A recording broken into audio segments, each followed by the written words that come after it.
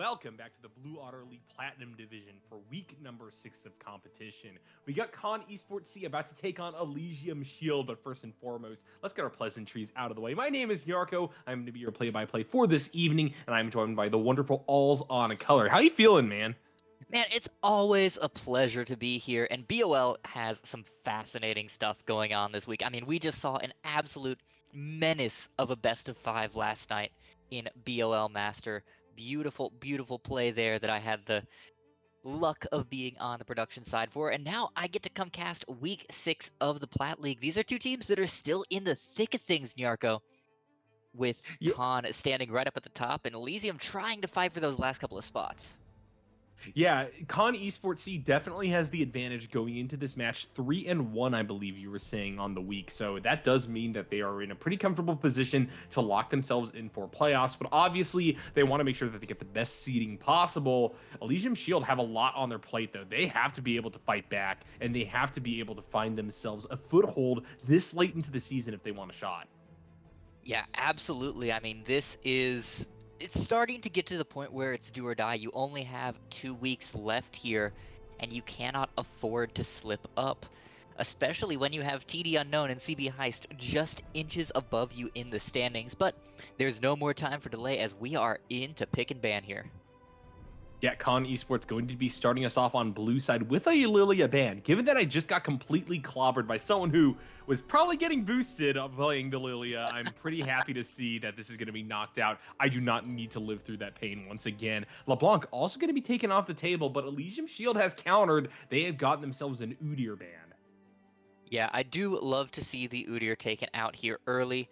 It's a little bit of a flex pick as we do see it running in the top lane occasionally and slightly more often in the jungle, but at the same time it's a little bit interesting to me because I do feel like there are more important bans that need to come out for Khan. For example, a 61% win rate Graves, a 73% win rate Swain, a 70% win rate Ezreal. All of these are champions that need to be taken off the board, and instead they focus on the Udyr. So we'll see how that works for them. Well, Con Esports is going to use their final ban on the Zac, which I know you were talking about a little bit before we went live. Denali the King plays a heck of a lot of this champion, if I remember correctly. Con Esports C, also with that first pick, going to get themselves another high prio champion. They're going to grab the Rel. Yeah, and this is something that Vivo looks incredible on. Over a 4.0 on the KDA, 78% win rate over nearly 20 games. So this is a champion and on a player who knows what they are doing and does it very, very well. So if I'm Elysium, I'm already very scared about the spot lane, and they're responding with that fear in spades. Xayah already very defensive, looking to scale, not looking to have any fun or aggression in the early game. It's hard for me to say that I'm a big Xayah fan because she is so omnipresent, but I do love to see this champion come out. Typically, this is something that has to be picked with confidence, and we know Robin from our time in OCL. We know that he knows how to pilot this pick all the way to, I think, grand finals and beyond. Yeah, they did take themselves a surprisingly long way in that tournament. It's being paired with the Alistar here, which is a little bit interesting. We don't see this particular combo quite as often as others, but I suppose the Alistar plays into that same idea of being scared of the Rel. You're ready to just headbutt away at a moment's notice when that crash down comes out. Yeah, for sure. It's not necessarily a champion that is meant to synergize with the Xayah, but it is meant to build upon the game plan. Xayah will be able to dodge out of the way of the rail crash down or Kaisa engage because of the Featherstorm. But furthermore, Alistar also serves the double duty of not necessarily needing to play defensive in this lane, but rather matching possible roams out of the rail as well. So that's something to keep an eye out on, as is this Renekton picked within the first 3 by Con Esports C. Now, the Renekton is super, super aggressive, and we haven't seen as much of it over the past few patches as you'd like to think, you know? There's always a spot for Renekton when you can just clobber enemies in the early game. And in recent memory in BOL, we haven't seen very many Renektons just absolutely pop off. So I'm curious to see if Rank 5 can kind of turn that around here for us and bring out a Croc that can really take over the Rift. And Ziggs is going to be rounding out a first set of picks. Elysium Shield doing something interesting here. They go for the Xayah in the bot lane. They have the Alistar confirmed as support, so this means that the Ziggs is not going to flex down there most likely. It is just going to be the classic Ziggs mid. Yeah, and how do you feel about the fact that they're blinding this Ziggs? I mean, yes, it's a very safe champion, and it certainly gives a lot of power to them in the siege and poke roles. But blind like this feels like it gives so much opportunity for Khan to take advantage of this and really bludgeon this mid lane in a submission. Well, Alls, it's a very safe champion, and it gives them a lot of power on these poke and siege rolls. That's what I would say as to whether or not it's a good idea to blind it. I think it's perfectly fine here, honestly. Con Esports will be able to exploit this to some degree, but I think that there's also a chance that Elysium Shield is reading this as Renekton mid, or at least a flex slot, and so therefore they don't actually want to try to fully commit for a counterpick topside just yet. That would be spicy, considering that Harness Infinity, the mid laner for Khan, does not appear to have much Renekton in that match history, so we'll certainly have to see. This might be a pocket pick that we're missing here on the scouting, but certainly a spicy read if that's what Elysium's thinking is going on. Draft lull now, moving through the second phase of bans. We got the Silas and the Oriana knocked out by Elysium Shield. Con Esports C wants to deny two junglers. One of them is that Graves that you were hyping up alongside a Kindred, which frankly I don't think has ever really gotten past the ban phase in any of the drafts that I've talked about where it could possibly be picked. Now, Viego going to come in hot for Elysium Shield on the R4. Liking this quite a bit. Good bodies to steal for sure, but Con Esports C do have that ace in the hole in regards to that early Renekton pick. So now they're going to go for a jungler, and then we're finally going to see how their comp rounds out here. Yeah, I would be really okay with the Ivern here. I think there's plenty of damage in the lanes already and lots of good setup to chain into that root caller. So Ivern would be great, and especially with the Daisy in team fights, just offers a lot of utility, and they will go ahead and lock it in here. This does mean, however, Nyarko, that they do need a lot of AP in this mid lane to round out this comp, depending on how Kai'Sa goes. Yeah, then I think that you preempted it right there. It's really about how the Kai'Sa builds. I think that with the Renekton, they have pretty decent damage distribution. Now, they will need damage, and that's basically what I'm relying upon here. The Syndra definitely a hover that covers all bases, but with that Ivern as a facilitator, I'm very happy with how their comp is rounding out. Yeah, Sivir also pulls double duty here because it acts as a bit of disengage and peel for both herself and the Kai'Sa as the Alistar comes in, as the Viego, and now perhaps the Camille try to come in. That Scatter the Weak, if timed correctly, can be oh so powerful in buying just enough space to tear through the Bruisers. Ooh, but now we got to refocus upon this mid lane matchup. I think that Ziggs is going to have a harder time than expected having to go up against the Syndra, especially because the scaling is now a little bit more balanced ever since her mid scope update all those months ago. Yeah, Syndra has just been so unbelievably hard to kick out of the meta because she does everything so well. She's got great damage, she's got incredible scaling, she has self-peel, but at the same time, when you do get on top of her, okay, she presses R, and you just die because 15% max health execute is completely reasonable, and Riot did not make a mistake in building that. So she's so powerful, and not having a comp here that's going to be able to punish her in the early game. It's a Viego, it's a Ziggs. They want to farm. They want to get to those level 6 points, hit those items, and then come online. But by that point, the Syndra is going to be big as well. And there are some dynamics that Elysium Shield could still play off of. One of the things I'm actually going to be keeping my eye out for is the fact that Denali the King on Viego may be able to get in under the Ivern in regards to aggression, just playing things across the map, maybe getting some of those early neutral objectives. And if you can get that early Rift Herald and combine that with the tower destroying power of the Ziggs, Elysium Shield could just open the map up wide, and the Con Esports C finds themselves in a pretty awkward position even as they do have that momentum in the late game. Yeah, that's absolutely true. If they can come out to a good lead and get to the point where those scalers can turn on early, they'll be in great shape. But the problem with all of that is we haven't seen that performance from them so far this season. They are 1-3. They have only won 2 games, not just 2 series, 2 games over the course of their 4 matches. That doesn't give me confidence that they're going to be able to execute that very narrow bridge into dominating this game. I would agree, and I do think that they need to take this round early. They got to get momentum behind them because Elysium Shield currently has not really proven that they are doing anything beyond that start and stop kind of dynamic throughout the season. I really hope that they could get their legs under them. I like a lot of the players on their side. I remember Denali the King having one of the most memorable steals over the wall on his Zac, actually, I think just last season or maybe the season before that here in the BOL. And now combining their powers with Robin, I thought this would be a pretty great team to watch and someone that would make a splash in the BOL. Yeah, absolutely. And I mean, let's not get this wrong. There are very good players on this Elysium squad. We saw in OCL how Robin could take squads and matches that were looking very rough and just sit and farm and suddenly come out of the side lane and be that 4 or 5 item carry and dominate the game, even with a support squad that wasn't necessarily geared towards ADC or bust comps. So there's definitely the possibilities there. It just hasn't clicked so far in this particular league. And we'll see whether or not this is just a matter of scaling through the later part of the series. For me, I think that actually the team that Robin was on, one of the optimal teams, was in fact forced to go on a loser's bracket run. We really didn't see them shine all that brightly during the regular season. It took until playoffs. And so therefore, I hope Elysium Shield at least makes it that far, and maybe from there they're going to stun us. Yeah, very true. You know, they do tend to say that when you hit that playoff point, it's like you're a new team sometimes. There's a new energy, there's a new need, a new drive that turns these teams into a different beast entirely. And I think that's what happened with the OE Infinity squad that Robin and I believe perhaps OP Killswitch at the start of the season, although I may be wrong on that, They were stunned on. so many people. Oh, yeah. Rosters are hard, folks, especially Yep. in amateur. Folks have so many just commitments and everything that it's hard to keep the same 5 people through a season. If you can manage that, you're in great shape. But either way, point being, they do have the ability to turn on the Jets. You just actually got to get onto the runway.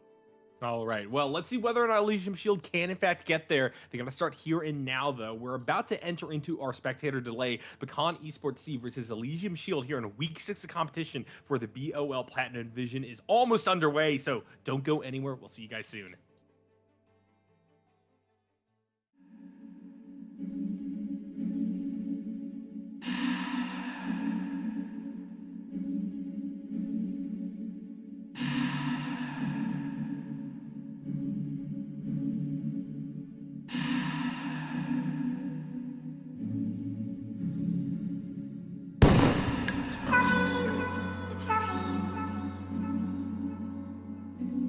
It's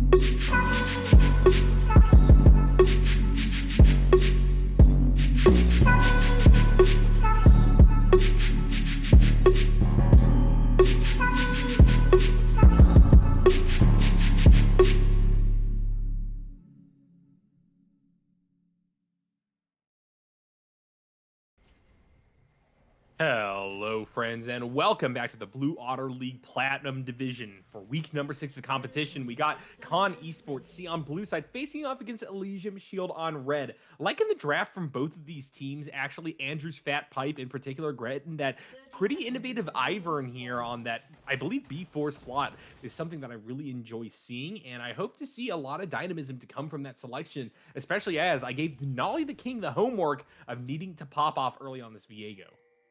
Yeah, Ivern is such a fun champ to watch, both in solo queue and competitive, just because it's so ridiculous, right?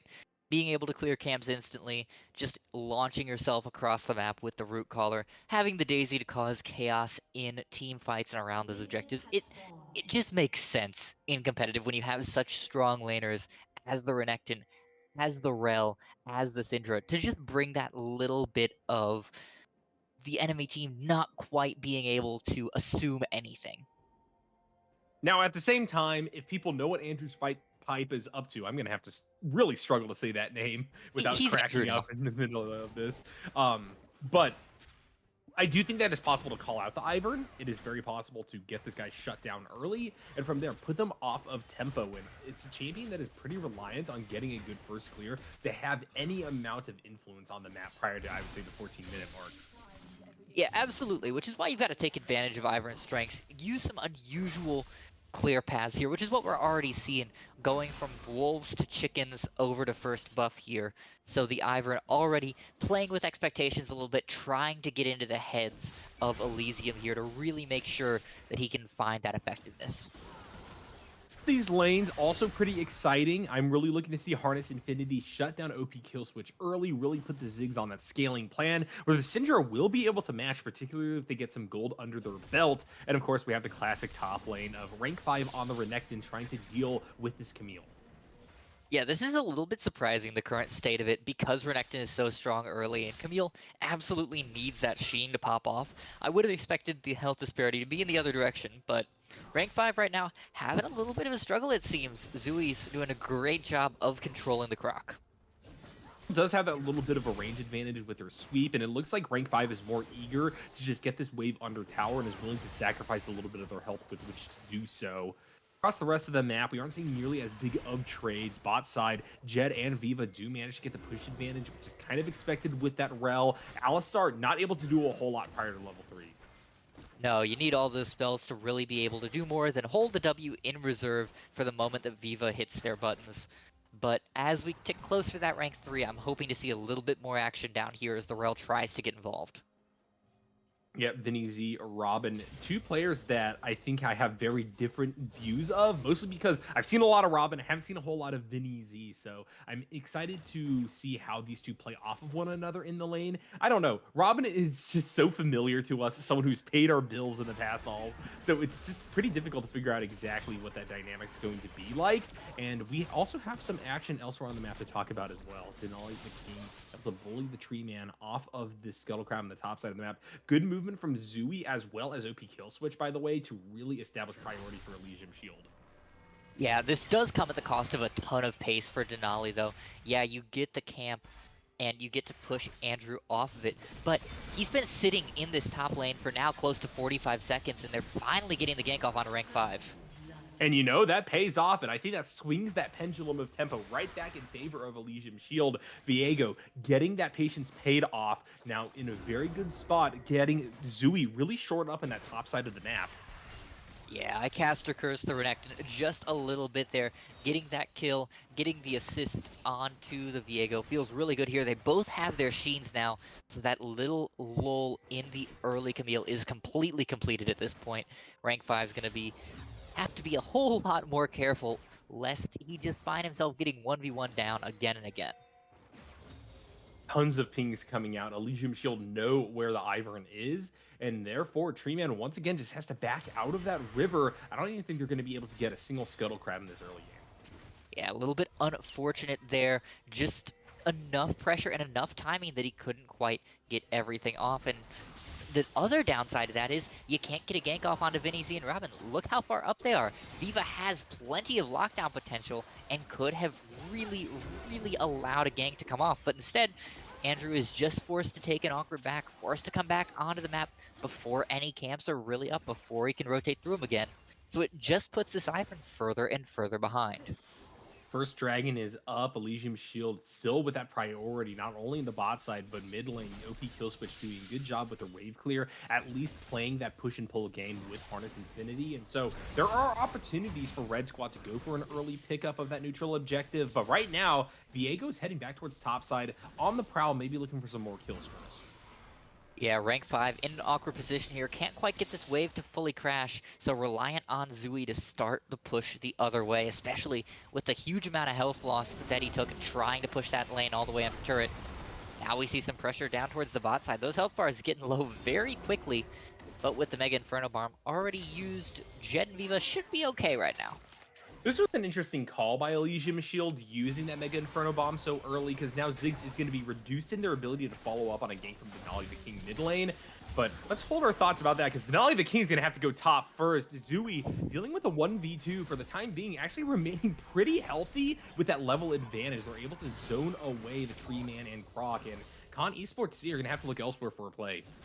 Yeah, they are bringing Harness Infinity up, so with the dominance now available, Zui could be getting pinched here, and we will in fact see that happen. The stun comes out, and Zui's just completely dead here, unless he can manage a miracle, and miracles will not occur today. Harness Infinity takes that one, and the top side is equalized. Great rotation. Con Esports C able to respond beautifully to OP kill switch, and we see how that usage of resources in the mid lanes has kind of come back to bite Elysium Shield. I thought that play was done and dusted, but Con Esports was able to stabilize, and now they're actually going to catch an OP kill switch as well. Too far up trying to crash that wave, and with 3 people on top of them, there's nowhere for the Ziggs to go. Yeah, and this is entirely on kill switch there. Could have gotten out if they had the satchel charge available, but instead, and I don't know if you noticed right at the start of panning over to mid lane, used it to clear minions. So great recognition and awareness from this Con squad to see that that was on cooldown, to know that they had that 20-second window where they could collapse without any chance of kill switch getting out alive. Gold League's only about 300 in favor of Con Esports right now, and that certainly is something they could play off of, but Elysium Shield know this isn't backbreaking, and I think that they still have very solid team fight and engage potential as long as the Ziggs has their ultimate available, and as long as Denali the King is unlocked on the map, ready to make a play. Yeah, the problem is, Nyarko, the scaling on the side of Con. Yeah, Jed's pretty neutral right now, up about 15 CS, but that's not the end of the world. Yeah, rank 5's in a bit of a hole based on the pressure that's been around so far, but Harness Infinity, out 2 kills ahead, very close to completing that first item, has tons of slivers at the moment, and is really getting close to those major breakpoints. That's going to be the major threat moving into these fights. If they can't find the Syndra before the fights break out in earnest, or at the start of the fights, they're going to lose every time. And in fact, they might just lose Vinny. Totally called out inside of that river, forced to flash, and that's just not what you want to see out of Alistar Roams, because now everybody knows that Robin is exposed in that bot side of the map. Vinny has a really long trek to make it down there, and even so, it's still only at about half health, so may not be the best defensive champion on the map anymore. But at the same time, Andrew's Fat Pipe's got to be really careful. Denali the King looking to turn things around, and the Mega Inferno Bomb to follow up is going to make that a 1-0 so far in favor of Red Squad. Vinny going even deeper, going to be using their Headbutt Pulverize to knock back Viva. Harness Infinity trying to hold their own space in this lane. OP Killswitch has such a health advantage, though, there's a possible dive. Yeah, this is now very dangerous for Con. Just the disrespect from the Iron there is completely incomprehensible to me. You saw that Vinny Z was roaming up. You know that OB Killswitch is still a Ziggs. There's still plenty of damage in that champion, and you don't know where Denali is. So you walk into an area with no vision when you know you can be CC chained to death? It boggles the mind, Yarko. The good news for Con Esports C is that Elysium Shield are too low in terms of health bars to be able to go for either the Rift Herald or Dragon, and so both of those neutral objectives remain up to go for something else in the future, but the pendulum of gold has swung back in favor of Elysium Shield. They're now up at about 400 count versus Con Esports C, and like I said before, for Red Squad, this was not backbreaking when they were behind about that amount. For Con Esports C, it's also not too bad that they're behind this amount, but it does kind of put the finger on the scales a little bit in regards to what fights you want to take from here on out, and therefore, it really is just about picks and plays until Con Esports C find themselves back to about more even heal. Could come in this bot lane, for instance. Robin already taken below half health, gonna be hit by everything. Had the Featherstorm available alongside the Flash, just didn't use it. Yeah, didn't react in time. Popped the Ghost first, which is an interesting mental decision to go for the least impactful summoner spell there in terms of getting out alive. But on the other hand, great job by Viva with the Flash Crash Down Magnet Storm, locking down the Xayah for just long enough that Jed could finish the job. And now another swing of the pendulum.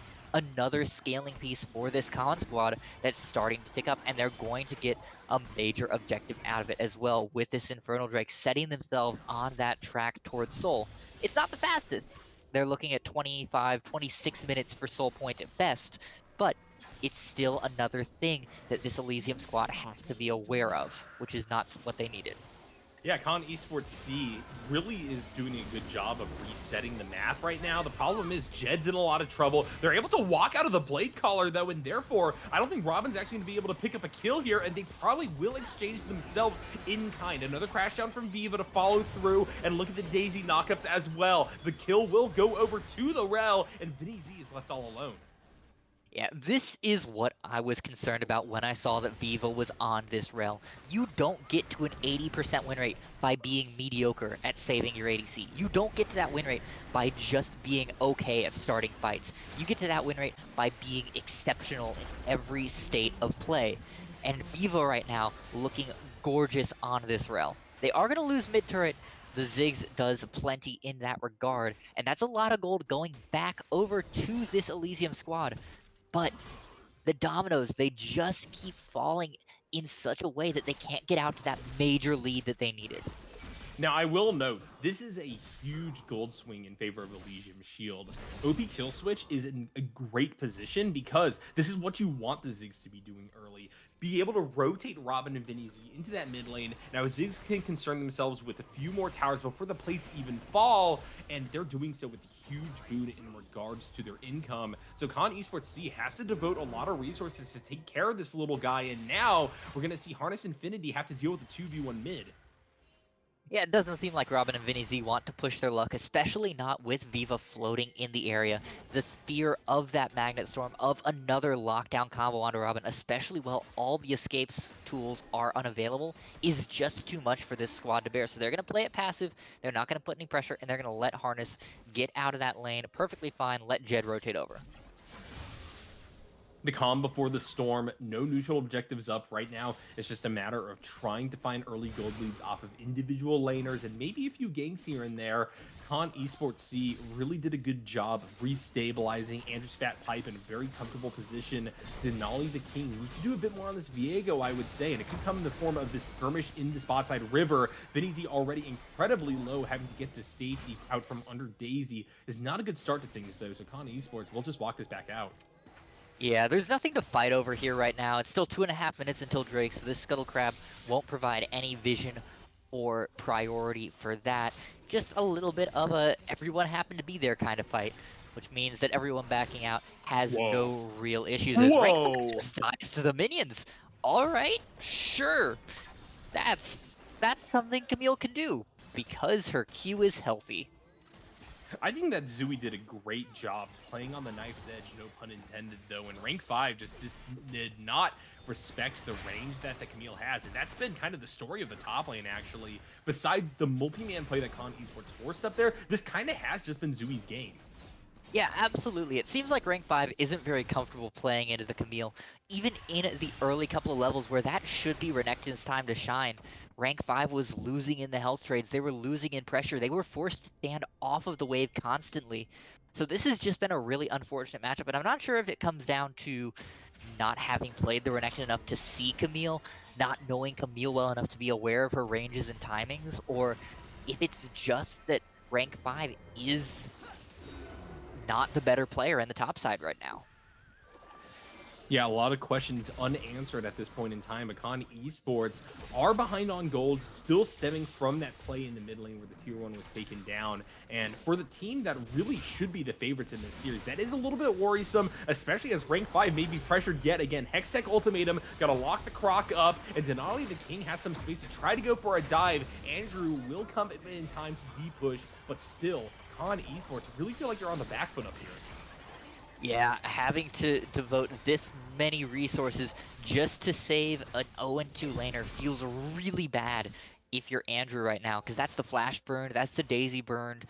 You have a very little fighting power as this next strike comes up in 35 seconds. And you lose all of your timing that you had moving around this Drake because now the Viego's back out on the map sooner. So it's really unfortunate overall how much they have to do to keep rank 5 from just single-handedly losing this game for them. On the other hand, OP kill switch being exploded there by virtue of walking in the wrong place at the wrong time makes this dragon a little bit easier. So it's a pendulum once again here swinging back in favor of Khan. Well, it comes at the right time for Con Esports. Not only is Rank 5 finally starting to show their aggression versus Zui, given that health deficit that the Camille at least started in, but also, with the Ziggs dead, it's at the right time for them to go for another dragon, start stacking up on that front, and really look for that late game. Rank 5 might just die again here. Zui's health bar has not moved at all since the Renekton returned to this lane, and Rank 5 is suddenly back to 33% health. Yeah, I take back what I said earlier. Rank 5 can no longer play aggressive at all. It is a bad idea, and walking up to this bush certainly is not helping them. Good thing that they have that ward available, but they really just have to sit all the way back at the tier 1 and hope that the Viego and company aren't coming back up, which, hint alls, they currently are. Yeah, 3 members rotating through that jungle. Rank 5 has to be shaking in their crocodile skin boots right now. I think they are just absolutely dead here. There's nothing that can be done. They don't even need the rest of the team. Zui nearly killed him himself. And they just walk it right back out. Elysium Shield devoting a lot of time showing multiple members on the top side of the map, but this is once again a great setup for them to start moving towards the neutral objective, as that Rift Herald is right for the taking, just spawning up in the next few seconds. Yeah, and with the members of Khan, Jed and Harness moving to other lanes, they have to respond to the Ziggs, of course. They don't have the numbers to contest this at all, Nyarko. They're going to have to give up a second Rift Herald. And meanwhile, Ziggs still gets the turret anyway, because he has the satchel charge. It's really, really great job by Elysium properly pulling this Khan squad all across the map. That being said, Elysium will not be able to get that Eye of the Herald. Denali the King actually has to flash out of the back of the pit. So good defense there from Khan, but look at what the trade-off is. Kill Switch is still ahead in gold versus Harness Infinity, even with the Syndra at 3-0. That's how powerful the tower busting power is. Yeah, it's really, really incredible right now, because Harness Infinity has been playing, frankly, out of their mind. 3-0 here, having most of this team's kills, trying to stay even in items with this incredibly fed Ziggs, finding picks with the Scatter of the Week constantly. They're doing everything they can here, but it's just not enough because of the resources that Elysium is pouring in to make sure that Kill Switch stays on top. That being said, Kill Switch is dead once again here because finally Khan has found the way to respond. Shoutouts to Kill Switch, though, for staying alive and fancy feeding through almost everything that Harness Infinity brought to the table. It was just kind of unfortunate that they were corralled to the enemy side of the map, and Con Esports was able to exploit that fact. But still, it cost, I guess you could say, in total, that teleport from Harness Infinity a little bit earlier, and maybe also a few lives on the top side. Zui and company are going to take down that tier 1, and rank 5 is in so much trouble. Andrew can't really do much else but just shield on the backline and pray. Hextech Ultimatum going to be used. Viva is now here as well to try to restabilize, and finally the Croc will land a killing blow. Camille in trouble, as is Vinny Z, and Denali the King is just gonna have to slink away in the shadows. What a great rotation. Yeah, absolutely great job by Khan. Yeah, rank 5 and Andrew were never going to win that fight, but they didn't need to. They knew that Viva was rotating up. They knew that Jed had the ultimate available and could join the fight the moment that CC was landed. So all they had to do was buy time, force the major abilities to be used. And they got that. They got the Hextech Ultimatum out. They didn't go too low before the fight started in earnest. So in that regard, they were already winning before their team joined the fight. And now with gold even, but another tower for Con Esports C to access in comparison to Elysium Shield, you could say that the Golden Potentia is definitely favoring Blue Squad right now, and they are in a great position to take a fight in about a minute and a half to try to move up towards that soul point. Yeah, and once again, Nyarko, we have to start considering the scaling here. Because, yes, the Ziggs, the Xayah, they're going to hit those marks, but right now, Syndra's keeping up blow for blow in terms of items. They have exactly the same items in pocket, bar a slightly different ring. Jed right now is so far ahead of Robin, up almost a full item in terms of functional capacity. That's going to make a huge difference in the fight around this Drake in just a minute, because they're not going to be able to close that gap meaningfully before this next fight starts. All eyes on Zooey and Killswitch to try to restabilize. They need to take a good 5v5, and they need Con Esports to be put behind on the Dragon stacking, because otherwise, Red Squad is in fact going to be outstripped in power very shortly. I would say within the next 5 minutes, but Viva already aggressively setting up, looking for a pick onto Vinny and company. This is going to be a tough one for Elysium Shield to negotiate. They're trying to get some vision in that bot side river, but a lot of Blue Squad members are on the prowl. Yeah, the danger here is that Harness Infinity's on the wrong side of the map and doesn't have TP quite yet. That's a lot of fighting power that's not here for a major objective. I'm very curious what's going through the heads of this Con squad when they assign that Syndra all the way up in the boonies. Yep, and that means that there's a time for Elysium Shield to try to play aggressively. Vinny gonna show themselves, but with Andrew's Fat Pipe and Daisy in tow moving in their direction, the Alistar will just have to back off. Yeah, Alistair backing off, but Zooey now on the prowl, on the side, wants to get onto one of those squishy members here, try to find that pick, and in fact, Khan is just giving up the Drake. They want to trade it for a 21-minute Baron here, Nyarko. Or at least I don't actually know if Baron. Khan will be able to try to do that. I mean, they're in Pixel Bush. They have some amount of priority, but we already see that Elysium Shield is happy to just let the Viego solo that bot side neutral objective. And while they are sending a Venture Force into this jungle quadrant, Zooey is going to repel them, and there is still tons of access to the pit in vision for Elysium Shield. Yeah, they nearly got that pick, but the slight miss on the Scatter of the Week, meaning that Killswitch gets away. If they had gotten the Ziggs here, I think they could have taken the Baron, but instead, they're forced to take nothing. I don't even know that they're going to get Alistar, Alistar, I think. I mean, there's nothing for him to charge back to. Rank 5 will land a killing blow, and there is a little bit of priority off this wave to crash this into the mid-tier 1, but Killswitch has that wave clear as well to compare, and Con Esports C, with a good pick and solid movement, are back up onto the topside river, but we're still recovering from the fact that they gave up that dragon for kind of nothing. Yeah, I understand the theory, but seeing it fail makes it feel so bad here as an observer, Nyarko. You wish that they had chosen to just fight it out using the strength that they have relative to this Elysium squad right now. But instead, they just delay themselves. They put themselves in a worse spot for nothing, but Zooey... Yeah, speaking of bad spots, Zooey is getting chased by 3 separate members of Con Esports C.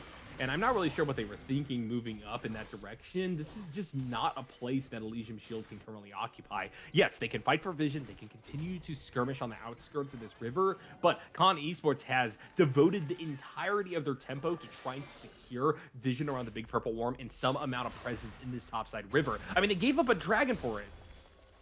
Yet you absolutely have to think that they're going to continue to force this simply because they're so committed at this point. In theory, it is a little bit of a gambler's fallacy. We're in too deep. We have to find a win here. But at the same time, with all of the pressure here, with the fact that they have tools like the Umbral Glaive, the ability to clear out that vision so easily, they certainly can take advantage of it quite well if they play their cards right. Elysium Shield still have several fights where I think they are very relevant and very dangerous, but Con Esports C know that eventually the time of Red Squad will pass, especially as the Syndra gets more and more powerful. Vinny, unfortunately, only able to really zone away Viva rather than actually making a big play of their own, and so therefore, once again, Elysium Shield will not be able to make it into that river. Yeah, no, simply Harness Infinity alone with the Scatter the Weak combo is enough to scare away 4 members of Elysium. And that speaks to just how strong this Syndra is at this point with the 4-0, with 2.5 fully completed items. I mean, she hurts like a truck. And if she can find Robin or Killswitch with an ultimate, that's the end of the fight before it starts. Vinny gonna go into the midst of 3 members, gets the Pulverize off. Mega Inferno Bomb lands a little bit too late for anybody on Con Esports to really be hurt by it. And they're just gonna walk this off once again. Yeah, they do get Harness Infinity low, so this is going to be a small window for them to do something while the Cinder is trying to heal back up. But still, baffling decision there to use the Unbreakable Will to go in when Robin was locked down and knocked out of the fight, and there was nobody else there to follow up on it. I I don't know what the play was. I think that maybe they thought Killswitch would just time the Mega Inferno Bomb a little bit better, or would be more responsive to the Alistar, because you could theoretically get that CC to synchronize with that Ziggs ultimate, but just didn't pay off here. Yeah, speaking of not paying off, Robin now under 400 health, and I see things going down on the Baron Yarko. Are they just going to go for it here? They certainly This are. is smart timing to try it. Robin doesn't have teleport or any real way to get back to this fight. Zui is just going to try to preoccupy rank 5 in the bot side of the map, but the Renekton can kind of teleport wherever they so desire. We do have a little bit of vision from Elysium Shield into this pit, and they have an angle to approach, and eventually, because that's the case, Con Esports will just back off, but this constant siege that we've been seeing for the past 5 minutes is really starting to define this late part of the game. Yeah, this is a very conservative play from Khan. I think they could have continued to fight that if they had just pulled the trigger on burning through Baron as rapidly as possible. But instead, backing out, want to play this slow, don't want to give Elysium the chance to crawl back into this game. They're down 5 kills, but they're still actually ahead by about 1,000 in terms of gold. So missteps from this Khan squad would just be deadly. Elysium Shield are going to now move towards that dragon 16 minutes or 16 seconds, excuse me, before its spawn. And this is really smart because for all the time that Con Esports has devoted top, Elysium Shield are now moving to even up the dragon count. And I don't really think that the Con Esports gambit of continually trying to pressure the big purple worm has been worth it. Their take just is not fast enough to justify them indexing so heavily towards that. And meanwhile, Elysium Shield just melt a second Chemtech Drake. They're going to completely be even on that front. And Con Esports now just have to solely rely on the strength of their champions going late and the strength of their economy to make something happen here. Yeah, it's some really baffling macro decisions from this Khan squad. You'd think that they'd use the powers that they have better, but instead they've thrown away a lot of the advantages that they built for themselves in the early game. And it does leave me a little bit concerned, because you'd think that a team that's 3-1, that's third in the Freljord division, would know how to win. Right now, it doesn't seem like Khan is entirely certain how to do that. Elysium Shield, though, at the same time, have not really been able to establish much of a gold lead for all of Con Esports' passivity. And in fact, they are giving over a bunch of free kills. Vinny has walked up one too many times, although this time around, at the very least, they will be able to make it back towards that tier 2 tower. Yeah, we'll be out alive, and in fact, Andrew taking a lot of damage, but Robin on the other side is down to under half health again, Oh, no. forced to use that Blade Caller defensively, and Vinny's just gone. I'm not really sure why the Alistar continued to walk up. We knew that Con Esports had basically everybody in that position except for rank 5, who has been preoccupied with Zui on the bot side for quite a while now. But that is a crucial pick, and now Elysium Shield can't really walk up to this Baron Nashor anymore, especially as rank 5 still has the teleport available. Yeah, they're going to try and make Khan pay for it here with a mid-turret. With the Ziggs on the map, they absolutely will do so. Might even get a second rotating towards the bot side, especially if rank 5 doesn't pull the trigger and run away rapidly enough here. But is all of that worth a Baron being on the heads of this Khan team? I don't know. That gold is about even now. Now, Elysium Shield do have wave clear that will allow for them to turtle up pretty cleanly versus the next Baron push, but yeah, this is totally not worth it, and I'm kind of mad that this has worked out as well as it has for Con Esports alls. I thought they should have been punished for just tunnel visually so myopically upon that Baron Nashor, but they eventually do get it, and now they can start besieging these weakened towers, and this is the way that they're going to find themselves with the gold lead coming out of this play. Yeah, and there is a ton of gold still latent on the map. I mean, they haven't even taken the mid-outer turret in Yarko. That's how little pressure they've actually managed to exude onto the Elysium side of the map. So as we see these outers and inner turrets fall, that gold is going to climb from even to a 3, maybe even 4,000 gold lead if they can get all 4 turrets down. That's plenty out of a Baron power play for this early in the game. And the slow, deliberate nature of Con Esports C, I think will finally start to pay off, because with Baron, all of a sudden, you're willing to sit for 2 minutes in the lane, hammering the tower on occasion, right? As long as you're able to play that war of attrition, you're able to maybe catch out Elysium Shield getting too cute, trying to establish vision and stuff like that. There's a chance, but here's a flank from Zooey. They're going to start this fight off in earnest. Redemption going to be fired off immediately. Viva and company healing up, but unfortunately, the Syndra was unable to heal through the Hextech ultimatum. Zooey will be taken down on the back end of this one, but Jed is too low off of that engage to do a whole lot, and now with the Renekton diving too deep, Elysium Shield have the man advantage. They're going to push forward. Denali the King stealing away the Croc's body. Now Rami gets in on the action, killing Viva, and this is a great way for Elysium Shield to get back into this game. They've wiped out the Baron buffs. They are now pushing down mid. And what a greedy play from Harness Infinity. Yes, if you pop Robin, you absolutely win the fight. But the ultimate was there. There was already Denali on the flank. They didn't have eyes on Zooey. You can't make that play unless you know where the dangerous members are. So it's just baffling that he chose to pull that trigger, go so far forward in hopes of pressing that R key. And as soon as the Syndra was caught and popped, that was, I mean, the end of it, obviously. There was nothing left in the tank. Jed did manage to pick up one on the backside, but rank 5 is not scary. Andrew's Fat Pipe and Viva, they don't have any damage, so you need this Syndra to stay alive at all costs. And it's one of those situations where, for as patient as Con Esports has been up until this point, they all of a sudden decide to step on the gas at the wrong time. They do it right in front of a cop, and they are called out. Elysium Shield are totally able to rebuff their advances off this Baron Nashor. Yeah, they still have it on a few members, but no longer will they be accessing turrets. And I think a lot of this comes down to the frustrations that come with Harness gets picked again. And if Harness gets picked again, this is a full-blown disaster Baron. Con Esports C drop all of their advantages. It's baffling, Nyarko. Zooey is scary. Zooey has 3 full items. Camille can tear through anybody as long as she has that Divine Thunderer and knows how to use her Q, which is something that Zooey has shown that they can again and again and again. And you send the squishy immobile mage to go deal with her? What are they baffling. thinking? They were doing a great job keeping rank 5 in the lane that Zooey was in, and yeah, obviously the Renekton was never pushing up, but they were able to stop the side lane pressure with only one champion. Now, Elysium Shield have gone runner on these dragons. They're well poised to take a soul, and Con Esports C's window of trying to play for scaling has really started to shrink yet again. Elysium Shield's in great position. They just got to win a few more team fights, and maybe if they get a Baron of their own, we're going to be seeing the end of the game here.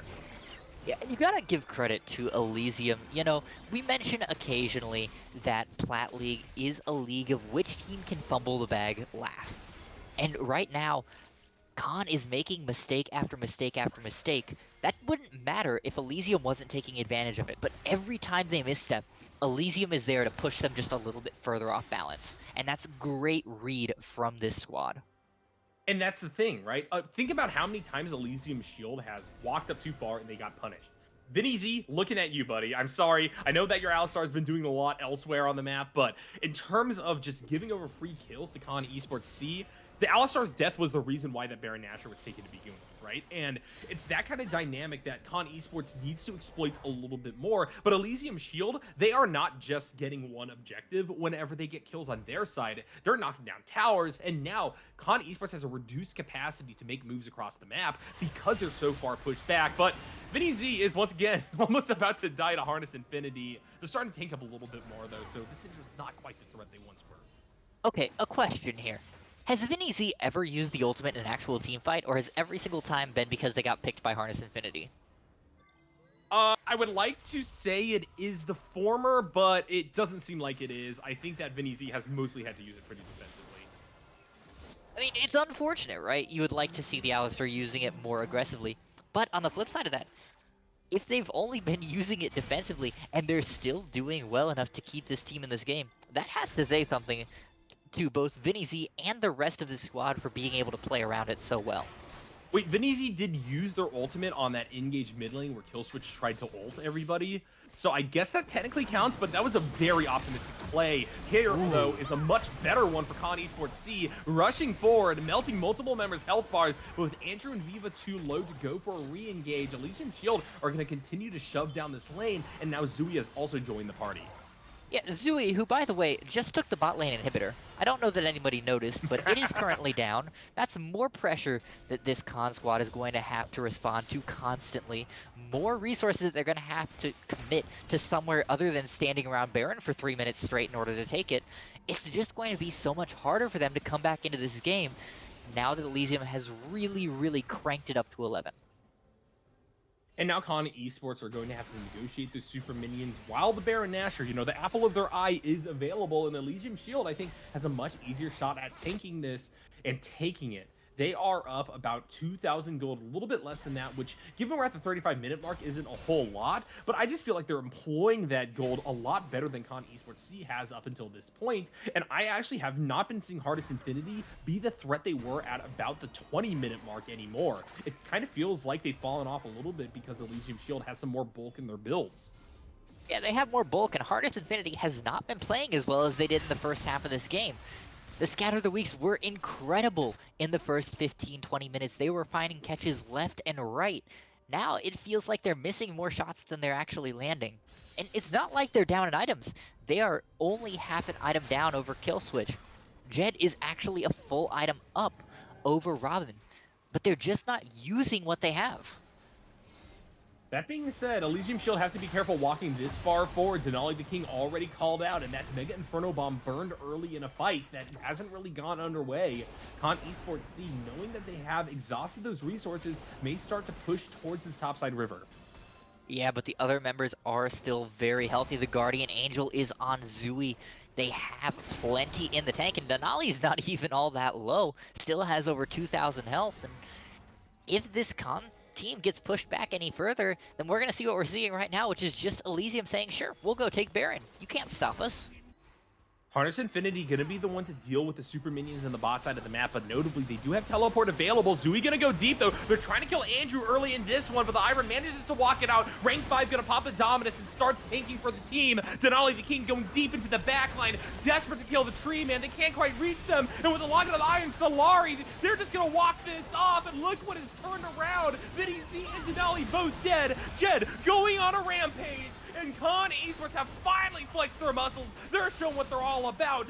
Zui now, the last hope of Red Squad, will be able to kill Rank 5 with the help of the Ziggs. But Khan Esports have stabilized. They have stopped the potential take of the Baron Nashor, and now they have more time to deal with the super minions.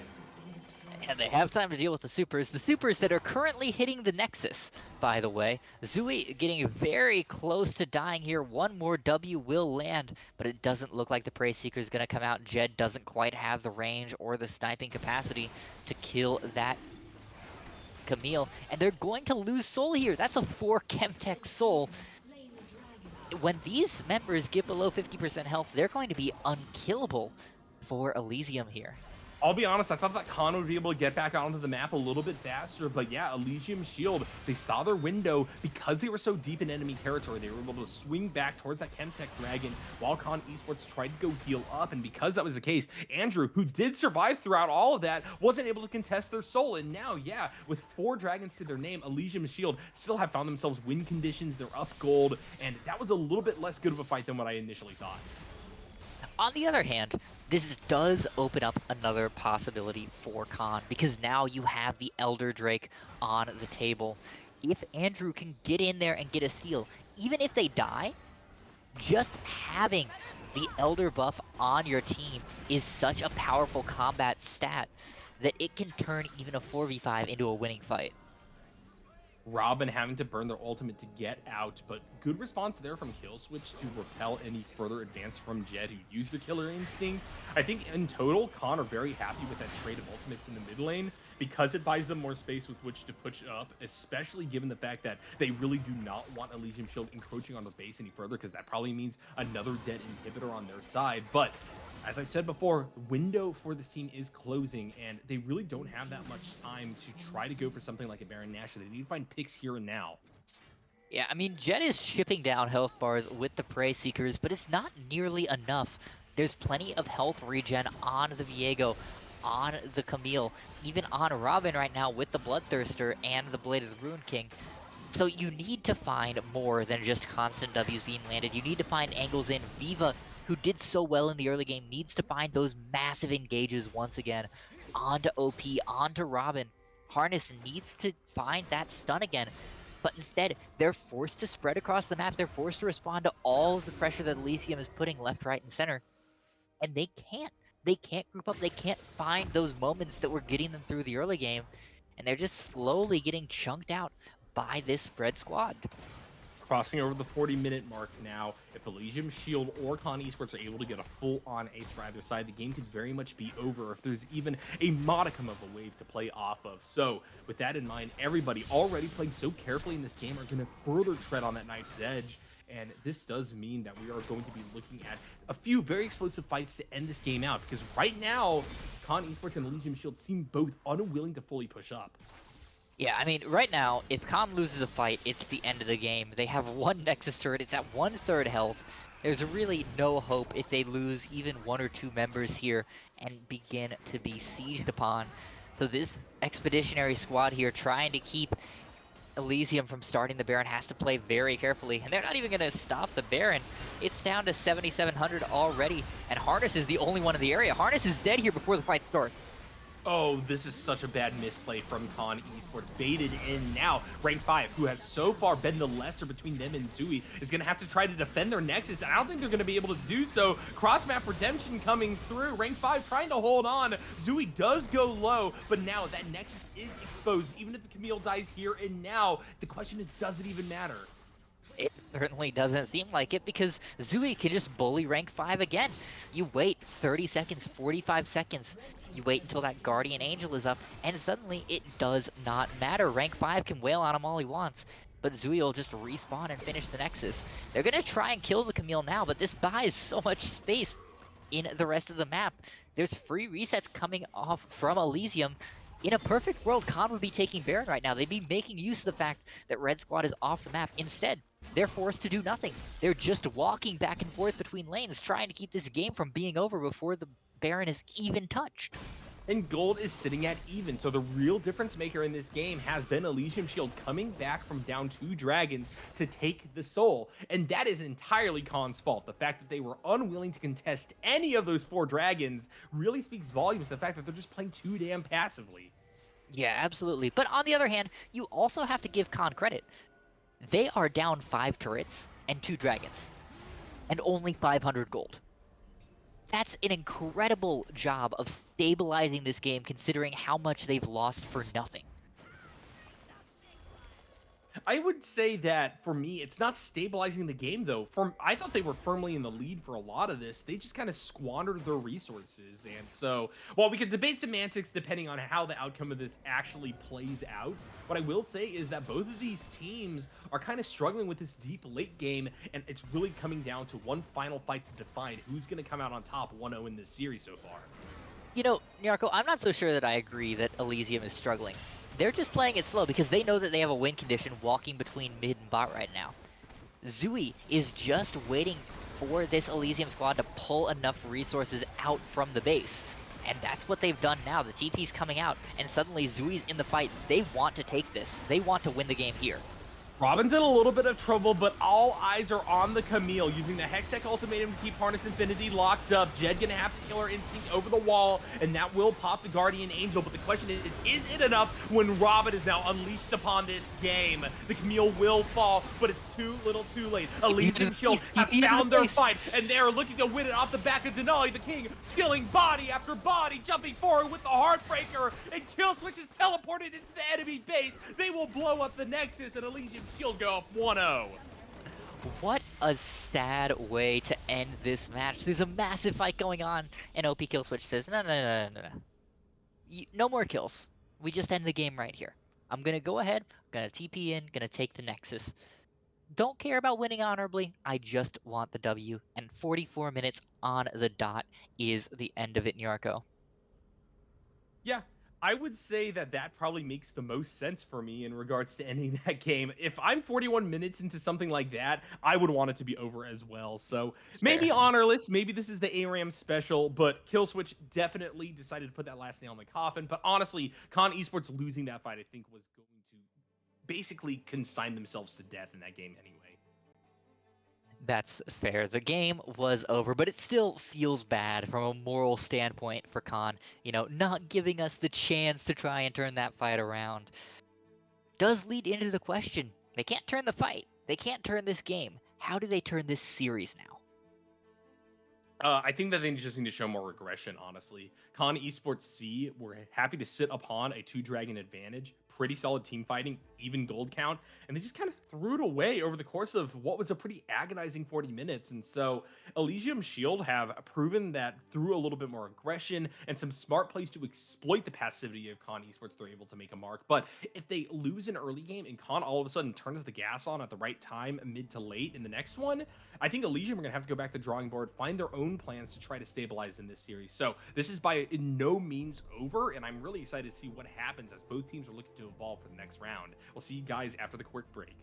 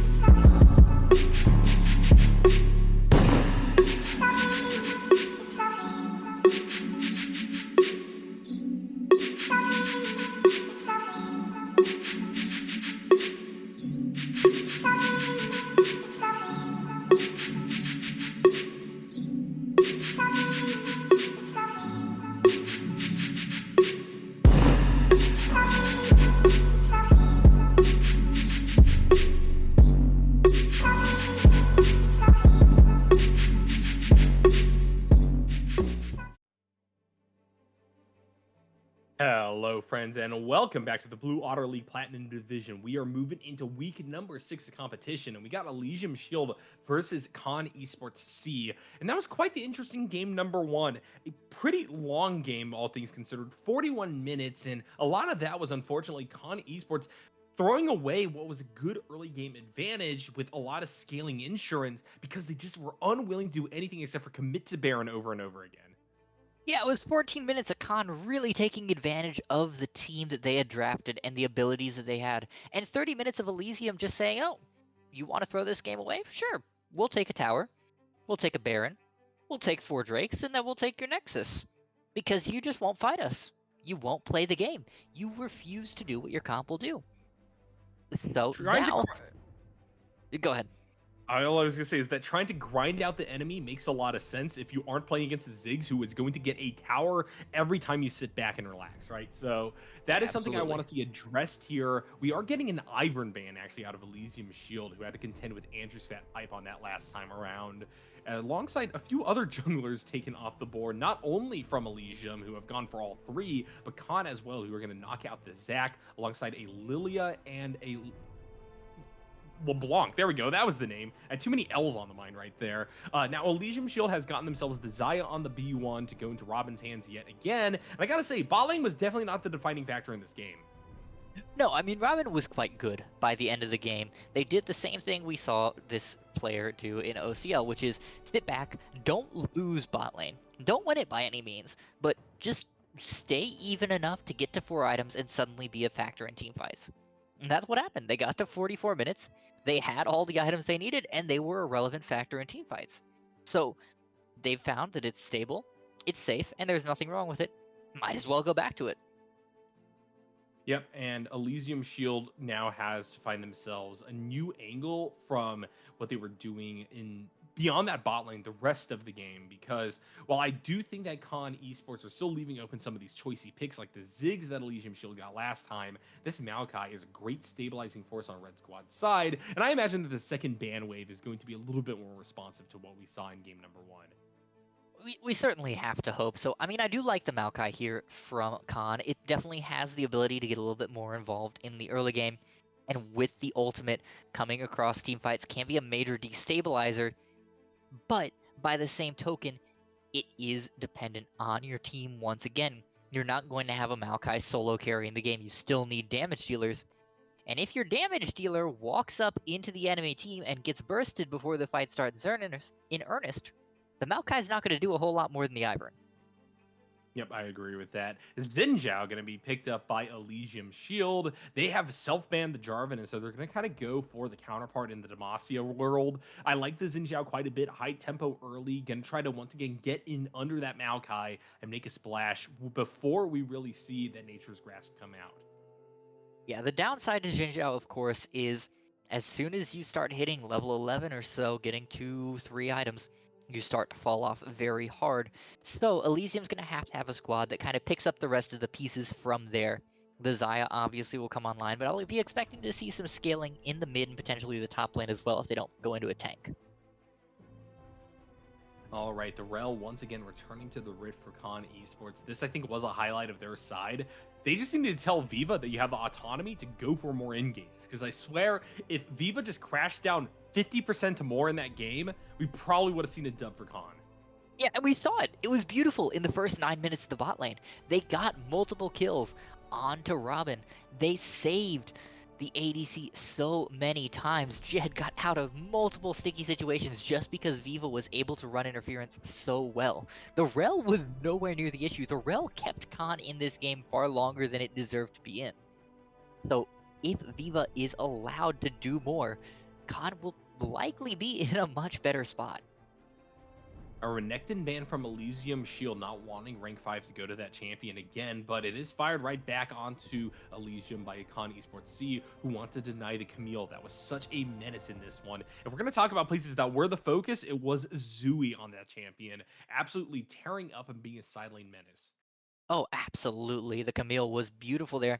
And if anything, I'm surprised that Elysium is scared enough of this Renekton to ban it, because I thought Zooey handled it so well, showed so much understanding and mastery of playing into that champion that he could just about pull the same performance on anything in the top lane, it felt like. All right, second phase starting up, and we got that Ornn lock in. I love seeing this champion. You know me, alls. This is 3 tanks for Con Esports C, so we really need to see some damage coming out of the mid lane. But we gave Con Esports that homework last time around, and they picked the Syndra, and the Syndra looked very good. So I'm not really too Well, worried about the fact he's got that picked up. well, the Syndra looked good for about 20 minutes and then forgot how to position for about 20 minutes. And by the time they came back and harnessed their inner infinity once again, it was a little bit too late. And the game had already gone fully into Elysium's side. So, well, I agree. We saw plenty of damage. We maybe need to see a little bit more intelligent play from the mid laner of Khan to really take advantage of the team that they've been drafted, especially into something as aggressive as the Yone, which could be flexed either into top or mid. Yeah, we got positioning on Con Esports C side, and we got Captain Face roll on Elysium Shield side. And this is a very fast lock into the Talia as well, meaning this is going to be a Yone top instead of a Yone mid. That being said, Talia going blind can be a tough call for sure. There are things that you can already interrupt a little bit with your E, but I don't think it's enough to really justify picking this on the B5. Yeah, now tell me, Nyarko, I refuse to follow the Wind Brothers on principle in terms of what's strong for them. I just have a visceral hatred for both the champions and anyone who plays them.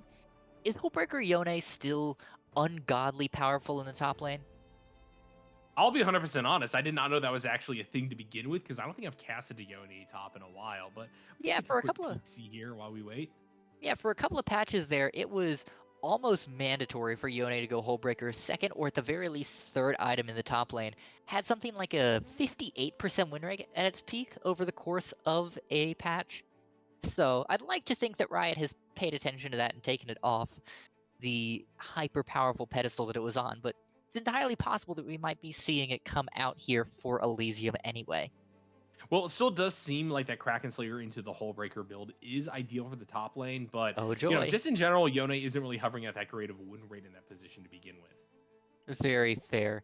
Well, at the very least, Zui will have plenty of time to scale up on the Yone into an Ornn not exactly known as the most bullying of champions here in the top lane, especially into something as mobile as Yone.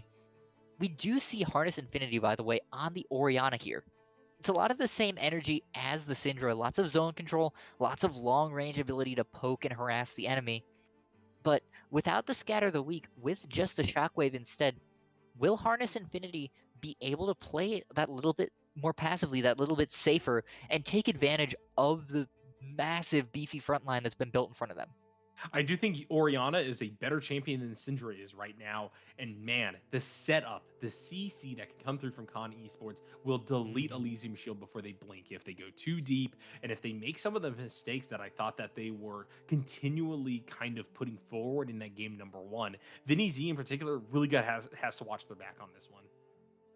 Yeah, absolutely. On the Braum, though, isn't going to be as aggressive as it was on the Alistar. You're not jumping into the enemy team. You're sitting there. Your job is just keep Xayah safe. Let Robin free fire from the back line, and don't let anyone get onto them. As long as you do that, you don't need to be jumping through the complete chaos that is going to be Ornn, Rel, Maokai just sitting there wailing on your front line. Yeah, that's definitely fair. And let's be honest here. I think that this game is really going to come down to group-wide decisions as to what they want to do in order to adapt from that first round. I think that both of these teams have tons of development still ahead of them in this series, and I'm really looking forward to see how Con Esports starts to, play a little bit more aggressively. Like I said before, I want to see that Kai'Sa diving in. I want to see Rel empowered to be able to make good crash downs happen. I want to see that Ornn move towards team fights a little bit quicker than what we saw with the Renekton using the Call of the Forge God to great effect. And now we've got Orianna as further setup. This is a really solid team composition. They just gotta make it work. Yeah, we really need to see more energy from them. And, if y'all out there want more energy just like this Con team needs, y'all can talk to our wonderful sponsor, Glitch Energy. Use code BlueOtter at checkout for a lovely discount and tell them we sent you. They'll be real happy to know that they're getting their money's worth sponsoring us. But, Nyarko, as these teams gear up into Game 2, do you have any last thoughts for Khan or for Elysium. Can Elysium continue to make use of the mistakes that Khan has been putting forth, or will Khan clean up their act and take Elysium to game 3 here? Well, there's two elements to this one, Alls. The first one is, yeah, the question of whether or not Con Esports is going to clean up their act, and whether or not Elysium Shield is going to find themselves struggling to make the same kind of exploits work this time around. But the second thing is, who's coming out more clearly ahead during that early game? Because, yeah, I did say that Con, given their position, up 2 Dragons with better scaling on their side, probably had it at around the 14-15 minute mark.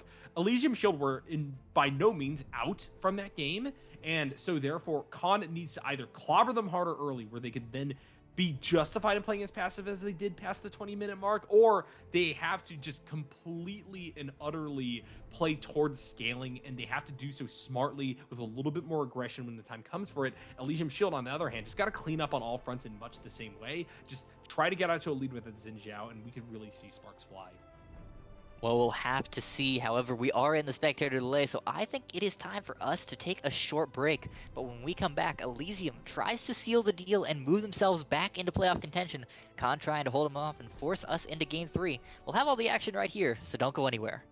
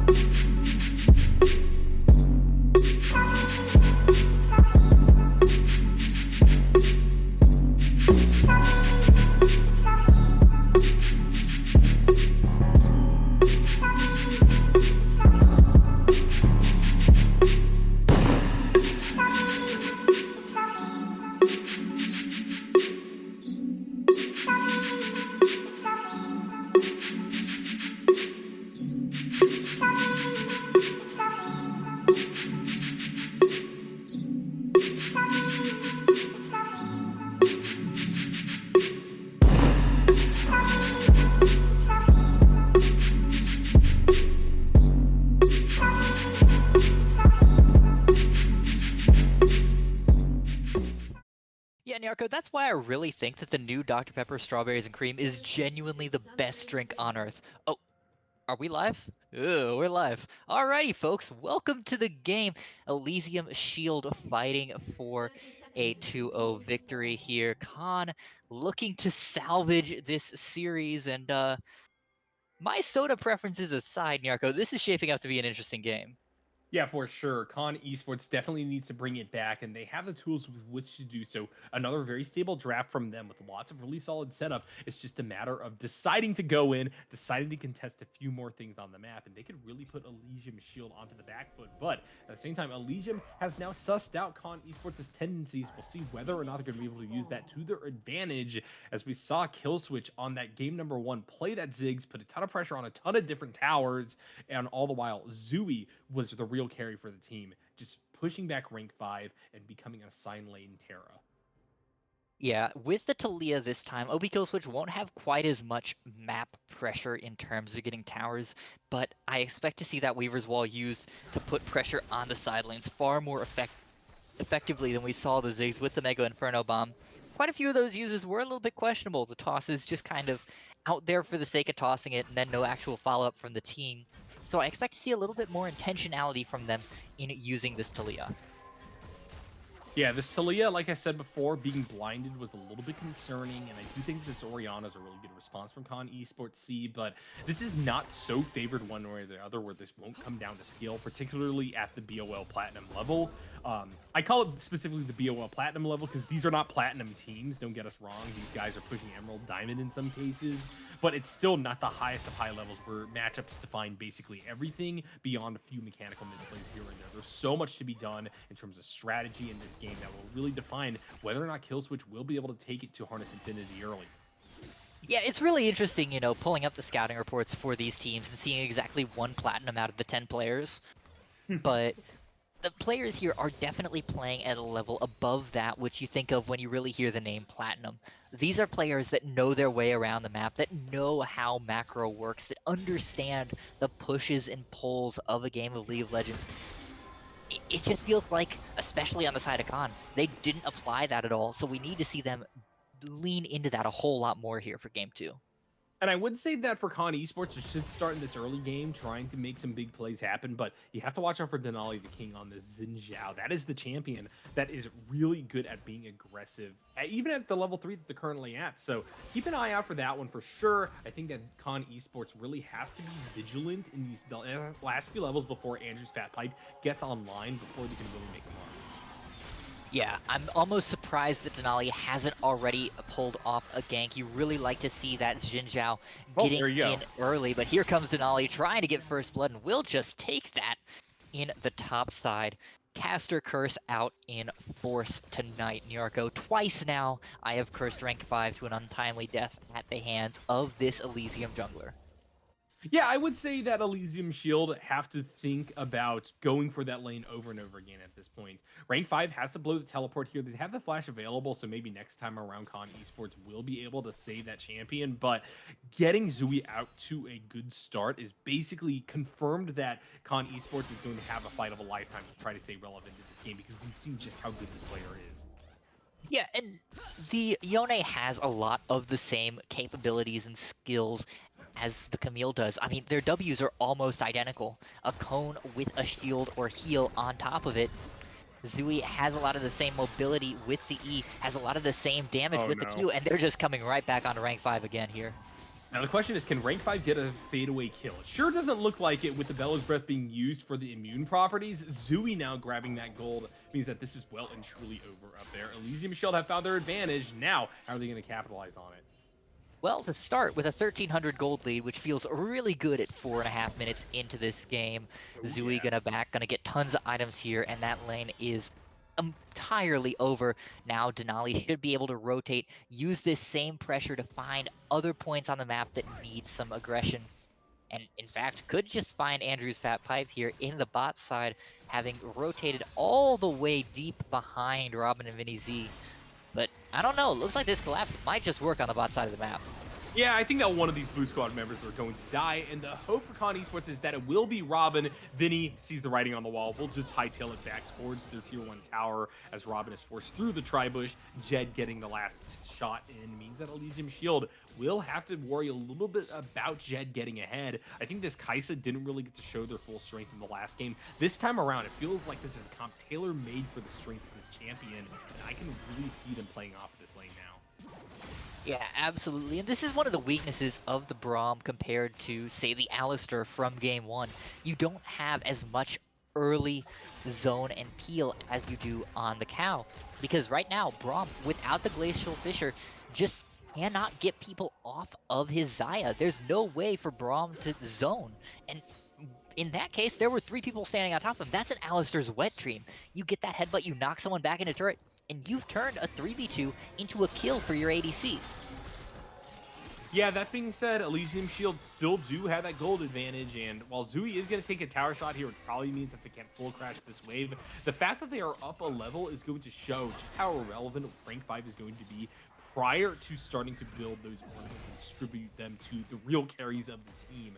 Con Esports are still in a deficit right now. They got to find a way back out.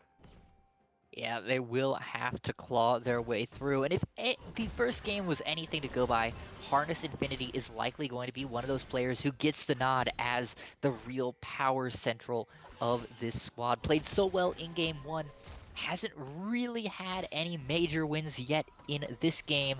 But we saw in game 1 as well, it took about 8-9 minutes before Andrew finally rotated over to that mid lane, finally started getting that pressure down. And with Vivo rotating through this jungle as well, I'd like to see the two of them work to get that early pressure, the early lead here for the Orianna. Patient play by Robin just trying to hold this wave makes a lot of sense. This is not a situation where Elysium Shield can afford to lose their Xayah again, but Con Esports also knows that this is the case. That is why they're sending Viva so far up, why they're ready to go for a fight at a moment's notice. Harness Infinity is even cheating towards this direction, especially with that dragon available. And so that's a really good look for for Con Esports C that Elysium Shield is going to have to respond against.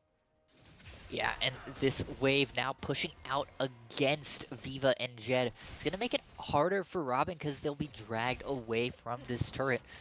On the other hand, though, it doesn't look like Khan's actually going to push it.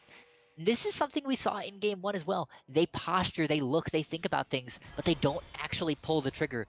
They think again and again, and they stall themselves into infinity. We need to see them actually make these plays instead of just considering whether or not to go with them.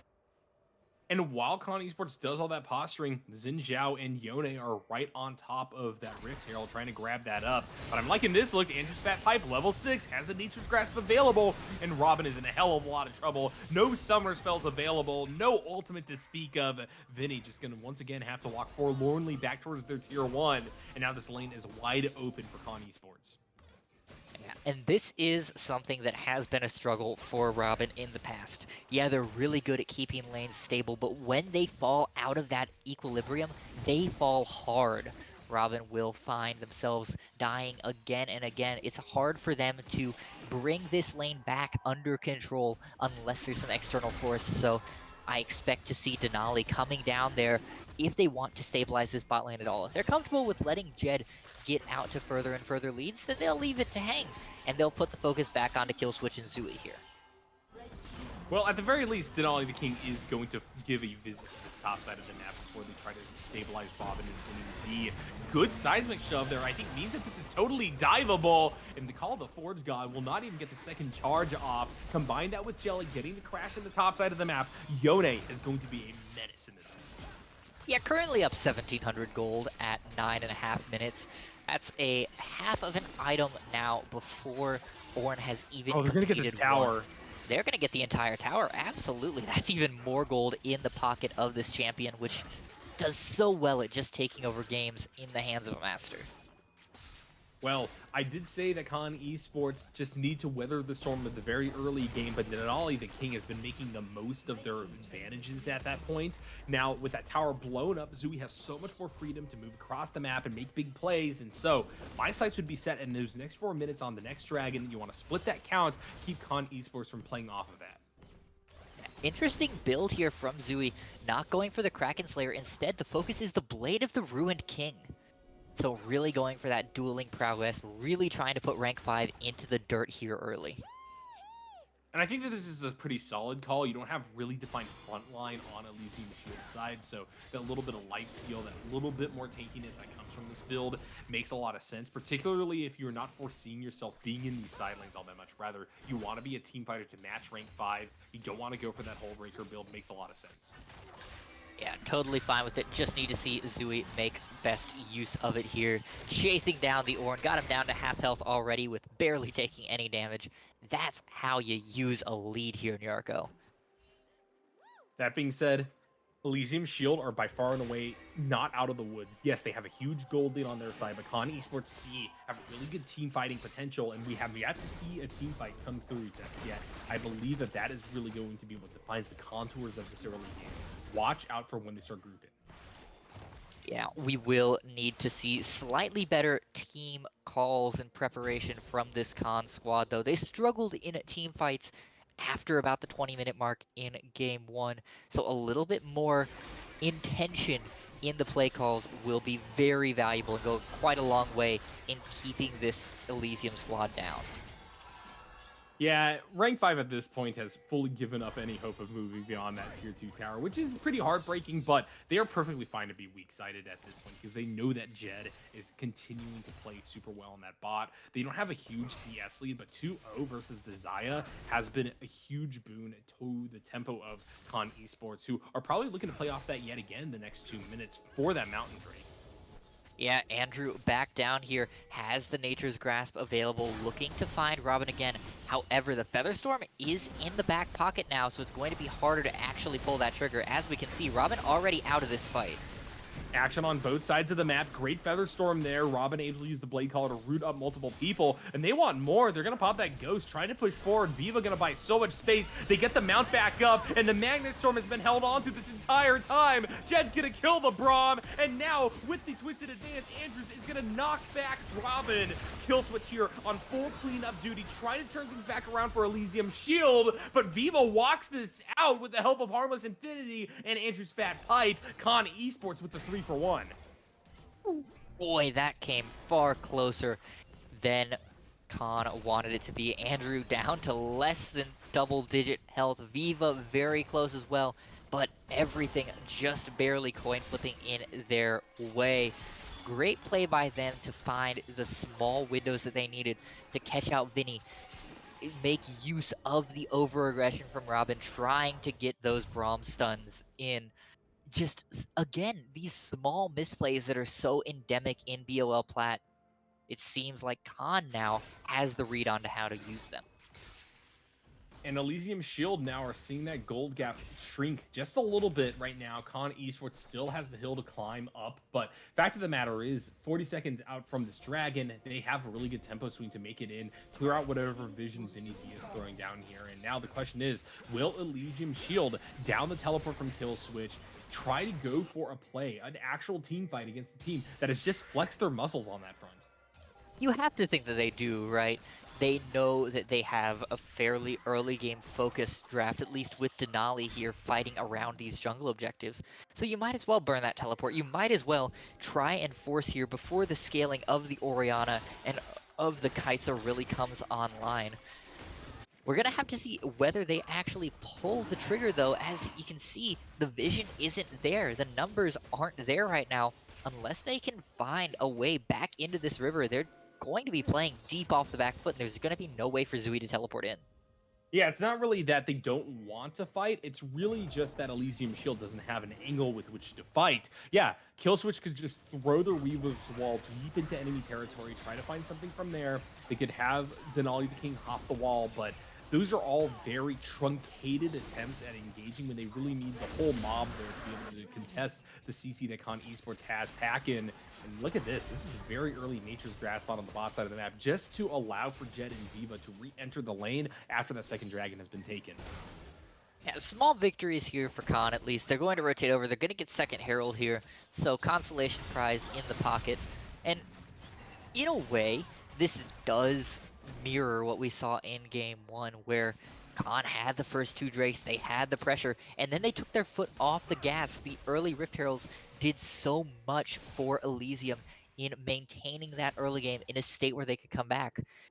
I worry that if they don't respond better, if they don't make use of this bot lane advantage, they're going to fall into the same holes. However, we see they're looking for a dive onto the bot side. They're going to try and really push this tempo. But with Weaver's Wall coming in, alongside Zooey being here for the last part of this play, I think Con Esports has bitten off a bit more than they could chew. Soul Unbound is going to continue to allow for the Yone to forge forward, and it's a double kill for the Talia on top of it all. That is not at all what Red Squad wanted. No, that's a disaster. Yeah, they picked off Robin. Yeah, the Zaya's 0-4 and Kaisa maybe 4-1. But Zooey remains big 2-0-1. Now OP Killswitch has 3 kills in their pocket as well. You're just feeding the members that you cannot afford to let get ahead here in Yarko. It's really the overextension and not respecting the roam from the Talia. It just feels so bad. This is the flip side of the coin. Con Esports now a bit too aggressive, not respecting the likes of Talia's roaming power, and therefore giving up 2 kills for the price of 1 on the bot side of the map. Now, because Zooey is freed up from going to top, they're going to be able to start pressuring that tier 1, forcing the teleport out of rank 5, and Elysium Shield is in a very comfortable position to leverage this Shelly that Denali the King possesses to great effect to really start to punch home that gold lead that is already thrown back in their favor. And good grief, just look at the continued dominance of this bot side. Zooey, even through the Thornmail, can shred rank 5 in 2 soul unbounds. That feels miserable to be a tank in this situation. I would know, I played a lot of games that have ended up like this. Now, at the same time, there are 3 tanks that you're going to have to contend with on Con Esports side, and rank 5 is certainly doing the worst out of all of them. I think by their powers combined, it's going to be hard for Yone to really hack through all of the beat wall that is being brought to bear upon them by Con Esports. So they need Elysium Shield's other power spikers to really start pulling their weight. I want to see OP Killswitch just continually hit those WE combos to start things off, and Robin also really needs to start putting on the damage. Yeah, Robin, unfortunately, really far behind, having only just completed the Stormrazor in comparison to Jed, who's inching towards that second item. Looks like they're pulling the switch a little bit here. The Crashdown will keep Aviva safe, but it also means that they can't really contest this Rift Herald drop. It will get that charge into the tier 1 here in the mid lane, and at least start knocking that down. Not a whole lot of value extracted from that, though. An Elysium Shield will still have a minute and something to go before they can contest third dragon on the map, and no longer will they have that second Shelly available with which to do so. Yeah, just unfortunate timing window. You couldn't hold it all the way to that Drake, so might as well go ahead and drop it, buy a little space, and in the confusion, Zooey was able to get a second outer turret there in the bot lane. So, again, continuing to get gold where it needs to be. And the Hullbreaker does come out as well, so Zooey now committed to the split push, committed to supporting his team from the sidelines. Really excited for this next fight. That's probably going to be upon us in about a minute. Hopefully Elysium Shield go for the contest here. I don't see any reason why they couldn't, given that they're up almost 5,000 gold. Con Esports C have to be incredibly prepared to try to commit their lives for what is ultimately just Cloud Soul too. You say that, and I know we all love ragging on Cloud Soul, but every time it happens, I feel compelled to bring up that Cloud Soul has historically been one of the winningest souls on the map. And yes, some of that is because only hyper-winning teams take Cloud Soul, but the numbers don't lie. If you take Cloud Soul, you're gonna win the game. I mean, chicken and egg problem, I think that you're already preempting that point, but we'll have to see whether or not that's actually going to be the case here. Elysium Shield, I think, do need to interrupt it one way or the other. Not even for aiming for the dragon itself, but rather because they've been looking for a fight. This is their time to take it. Yeah, they have the numbers here. They have Zooey running interference very deep in the enemy jungle. Without the numbers, I don't know that Khan can really force in. Andrew's Fat Pipe only now walking in. They're still all floating around this mid lane. I worry that by the time they start walking in, unless Elysium just gives it up like they've decided to do incomprehensibly here, I think if Elysium had just stuck around, they could have very easily forced this fight into a very winning situation for themselves. This is still pretty good for them. Con Esports has to respect the power of Talia splitting the fight, and we see the Reaver's Wall come out. Zooey on the deep flank, gonna go soul inbound, looking for an angle to use their ultimate. Now, unfortunately, they don't find it off of that play, but still, the slow, deliberate move through the bottom part of this river has meant that Con Esports only has about equal access with Elysium Shield for this objective. Yeah, continuing to posture here. Zooey on the side, the constant threat, trying to look for a soul unbound over that wall. A beautiful fate sealed. Can he find the angle? Nope, once again, just harassing here. Everyone's scared to pull that trigger and really go for it. Honestly, that would have been a great fate sealed if Con Esports found themselves with Elysium Shield just a little bit further up. Now we're seeing other attempts at engages. WE gonna land from kill switch, and the dragon has been aggroed and activated, but Con Esports have great engage potential. Jed is now moving in for this fight. This is going to be a big one. Kill switching company trying to play that fight the long way through. Rank 5 already blown up. Call the Forge God going to be a damn squib, but red team will steal away the Drake, landing that smite. Here comes the fate sealed. Zooey going deep into the backline. Viva isolated inside of the pit, split from the rest of the team. Kill switch goes unstoppable, but with multiple low health bars, Elysium Shield are going to try to gamble, pushing super far forward. WE combo lands on the Andrew Stat pipe, but look at Jet on this Kaisa. Finally, they're going to find their moment, jumping in with the killer instinct. 1 kill, make it 2 kills, make it 3 kills, and yes, Zinjao gets a double-double, but Con Esports bring it back. Yeah, overall, that is just a 3 for 4. But Jed now 7-1, has 2 fully completed items, will almost certainly have a third when they complete their back here. This Kaisa is terrifying here, Nyarko, and it will continue to get more and more deadly in these fights. Zooey completely missing the fate sealed, got nobody, and got blown up in return. That was disastrous for this squad. They need to be more efficient with their strongest members here. Yeah, Elysium Shield cannot afford to take those coin flippy fights, especially given the fact that they come out of that without the dragon, and now Con Esports has time to scale back up, and they're going to look for a soul call 4-0. And once again, great on them for building their aggression. And sometimes those tendencies have caught them out a little bit in this one, but this is a totally preferable version of Red Squad that we're seeing in this. And now Elysium Shield, while they are up on gold, seem to be unable to capitalize. Oh, absolutely. We love to see the aggression. You know, this is just like watching NFL. You don't want to see the screens on 3rd and 27. You want to see them throw deep, because even if you miss, at least you're trying. You're not giving up. And that's the kind of energy that Khan needed to bring in Game 1. So I'm glad to see them bring it here in Game 2 and keep this match competitive. Yeah, Con Esports now have the ability to take one more solid fight and move towards a Baron Nashor. That's the thing about the fact that you're down on gold, but you have a very strong member. Doesn't really matter because you're able to sacrifice a lot of resources in order to continue to put Elysium Shield behind on their current power spike. Remember, scaling does not favor Blue Squad. Yes, they have good late game champions, but as a collective, Con Esports are just going to be able to go over the top of them with Jed being so fed and Rank 5 distributing those ornaments. Absolutely, we will see ornaments coming out soon. Rank 5, now level 12, just a couple away from getting those out. And you'd have to think the first is absolutely coming on the Kaisa here. Already so far ahead over Robin, who's 0-5. Might as well just make it even further. Yeah, Robin, unfortunately, pretty irrelevant throughout this series right now. If Elysium Shield had one more carry on their side, like the Xayah, I think that this would have been basically over at this point in time. But unfortunately, Elysium Shield have to play those longer fights because they don't quite have the same kind of damage that a Fed Marksman would bring you. And so therefore, Con Esports has been able to hold on. They have been able to negotiate some very tight circumstances quite well. Yeah, absolutely. And Elysium, we're not seeing them pull apart Khan with the same efficiency that we did in Game 1. They're not forcing bad macro calls. They're not forcing Khan to play on the back foot around these objectives. And that lack of slowing down and spreading out the game from Elysium, I think, has caused some of the issues where Khan has been able to respond much better to these fights. And now they might have found Zooey here in the side lane. Yep, way too deep, and this is going to be backbreaking for Elysium Shield if Fiona goes down, because it's a very good shot that they're going to go for the Baron Nashor. They're holding on, they use the Fate Seal, they knock up a few members, but it's just not enough. An 800 gold shutdown going into Vinny. the pockets of Jed. That's disastrous. And if Vinny dies here, it'll be even worse. The Braum locked up. I think the Glacial Fissure will buy time, but I don't think it's enough here.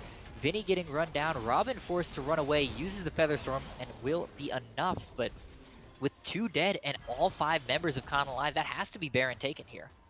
And what a massive mistake. Elysium Shield knew that Con Esports were death falling through the top side of the map, yet they and Robin decided to really heavily push towards the tier 2 tower. And now look at this. Denali the King finds themselves meeting up with 5 members as well. And a stunning turn of events leads to Con Esports pulling back the gold gap. And I think off of this Baron Nashor, they're more than going to even it up. Nyarko, this is indefensible from this Elysium squad. And Killswitch is a flash! What the hell is going on, guys? You know where these members are. You know what is going on, and you walk into them again and again. It's baffling. Why not take your leads and use them where they are best placed? Why are you throwing away your opportunities with hyper aggression and mispositioning and not reading your minimap? It's not hard. It is a large percentage of your screen, Nyarko. Yeah, it's definitely a questionable set of events. Now, Elysium Shield are going to have to try to find a way into this river to take this dragon away from Con Esports. If this soul goes down by their powers combined with the Baron Nashor, I think this might just be over for the team that has held the lead for the majority of this game. But Zooey is on the flank. Here comes the Weaver's Wall. Harmless Infinity going to be blown up. And now Zooey manages to walk off their fate sealed with Robin now starting to back up this play. Con Esports have overextended. They are going to lose the dragon, and they have lost so many of their buffs. Sure, throw for throw. Why not, Nyarko? Why should we play intelligently in League of Legends?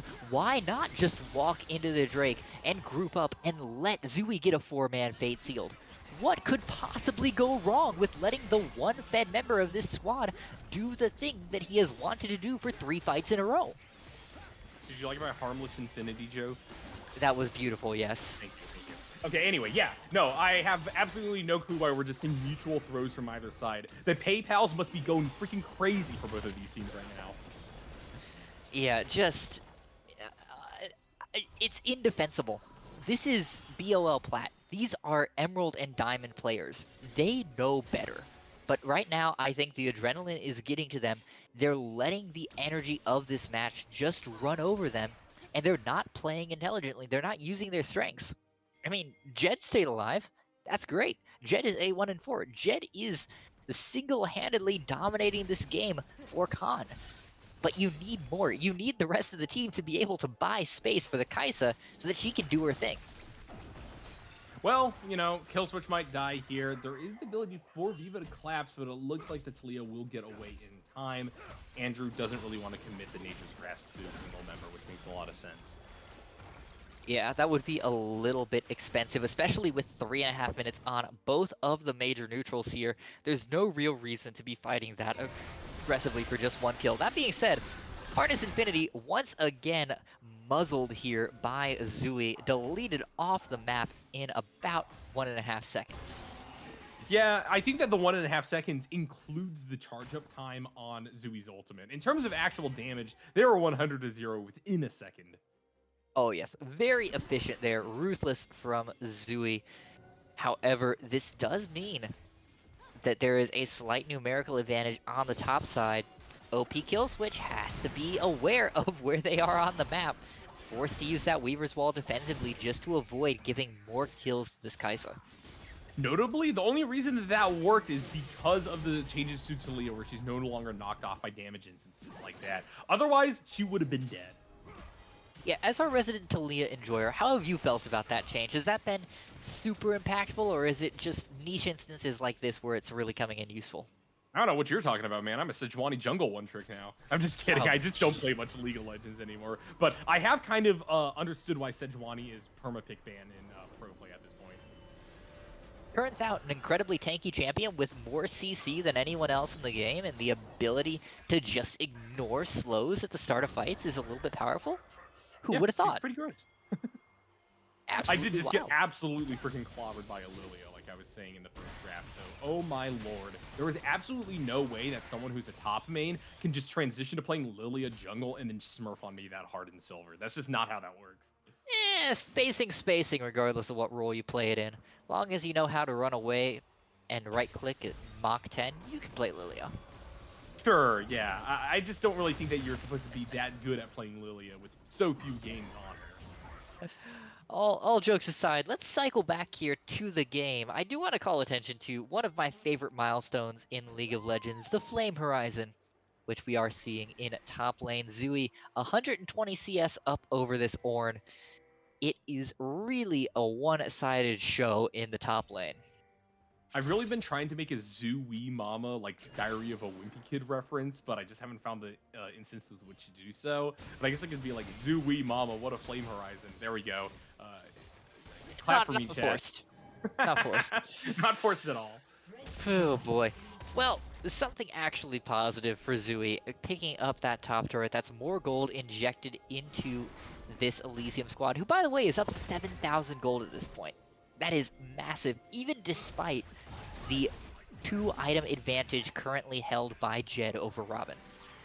Bro, I'm just coping with the fact that we're going to be seeing another 40-minute game at the very least here. Elysium, Shield, Con Esports are well positioned to take team fights, but yet again, this is a pretty long lull state. While we do have the Baron Nashor and Cloud Soul coming up, I don't think either of them are going to be enough alone for either team to just run it down mid and end the game. We're in this one for the long haul.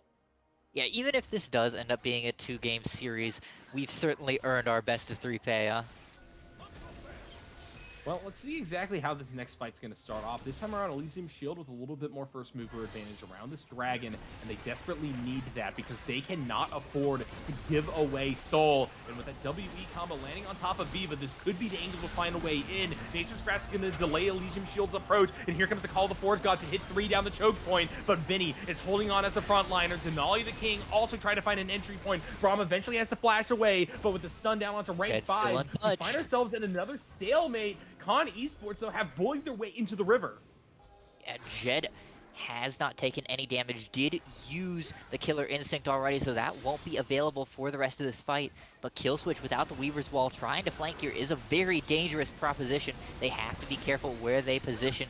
TP coming back in from rank 5. Zui is on the backside, though. Jed's in trouble. Yeah, and that's a great call. Zui pulling the trigger before the Ornn can make it back to this play. Multiple Blue Squad members going low, and Orianna is going to use that to her advantage, picking up a double-double. But look at Denali the King healing off of all of the members of Red Squad, getting themselves multiple kills as they push their way back to the river, alley-ooping the damage over to Zui to wipe everybody except for rank 5 off the map. Beautiful fight there by Elysium, juggling the aggro, doing exactly as much as they were capable of before swapping the fight over to the next man in the squad. And now with 2 members pushing the mid lane and Denali taking this Drake, they're going to break this game wide open. With the inhibitor down, they might even be able to rotate over to Baron and take that as well here, Nyarko. Oh, that's such a risky call, though, Alls. The timer's not exactly long enough for Con Esports to not be up to contest a potential take in the Big Purple Worm, but pings are coming out. Elysium Shield are moving in that direction. Let's see whether or not this pays off. Yeah, they are all there except for the Xin Zhao, so they won't be able to take it, and Denali's just taking rocks here. I mean, with the rest of the squad looking at Baron here, you'd think that he'd be on the same page, but apparently Denali's just saying, nope, refuse to take that. I'm with Nyarko. We play the safe way, slowly choking out Khan just like game 1. Well, now the question is, can Con Esports try to rush a Baron Nashor while we see Xin Zhao try to get back out onto the map? It looks like it's just going to be preparation of vision to start things off, but yeah, this is a breathing room for Con Esports to try to play off of, right? They didn't lose a whole lot. They still have a shot at a Soul in the future, and if they could get a good team fight under their belts and they can get a Baron Nashor, all of a sudden, a call for that last dragon off of push advantages becomes so much more apparent. Yeah, the problem right now is how much of a problem OP Killswitch is on the backside. How much of a disruptor the Talia can be in these fights, even into these tanks. Has the Leandries, can cut through them so well. That being said, Robin is dead. You're not allowed to walk up to a very, very Oh, dead the position late like that. teleport too. Oh my god. They're just gonna throw this game away. Oh, they're throwing the game away. Zooey teleports in. They try to find the angle off their ultimate, but Kai'Sa's just gonna kite them out. And now Denali the King is left to die. Con Esports bring it right back. And I cannot believe Elysium Shield has won a single series this entire season with play like that. Good grief, New Yorker. They're going to lose Baron here. Fortunately, there is one thing to be happy about. Khan has only taken one turret this game, so there is not a whole lot of ability for them to end off a single Baron. The downside to that is they are only down 5,000 gold, and there is easily 6, 7, 8,000 standing gold on the map if they can take all of these outer turrets before even pushing into the base.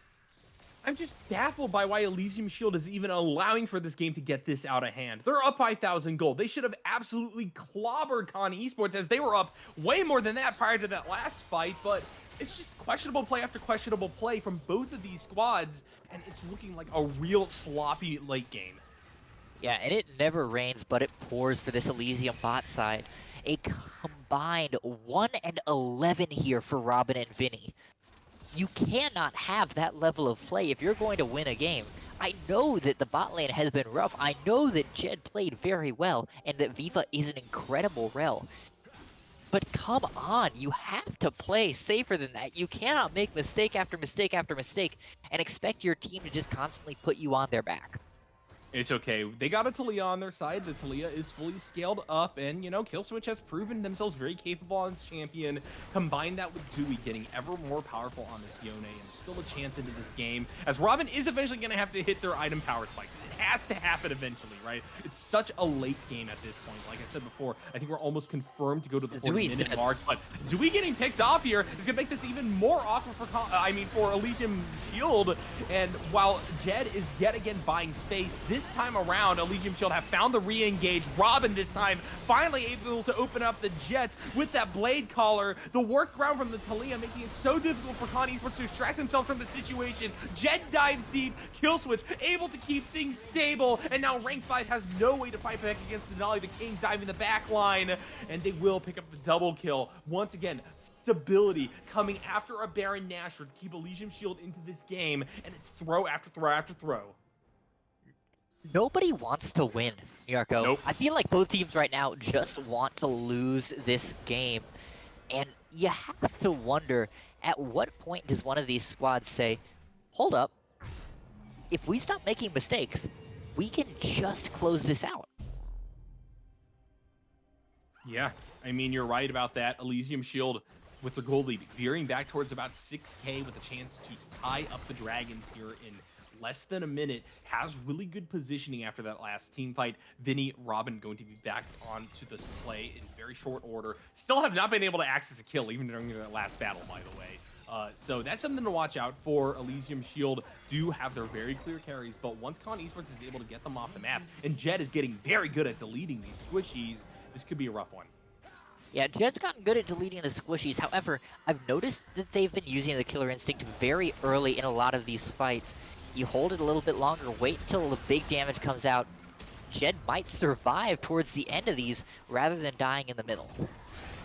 Ooh, Andrew, having to use the ultimate there is really rough for Con Esports because their means of approach towards this dragon are so much less impactful. And once again, just slow it down. Elysium Shield are in fact going to find themselves at soul point. We're going to dragon number 7.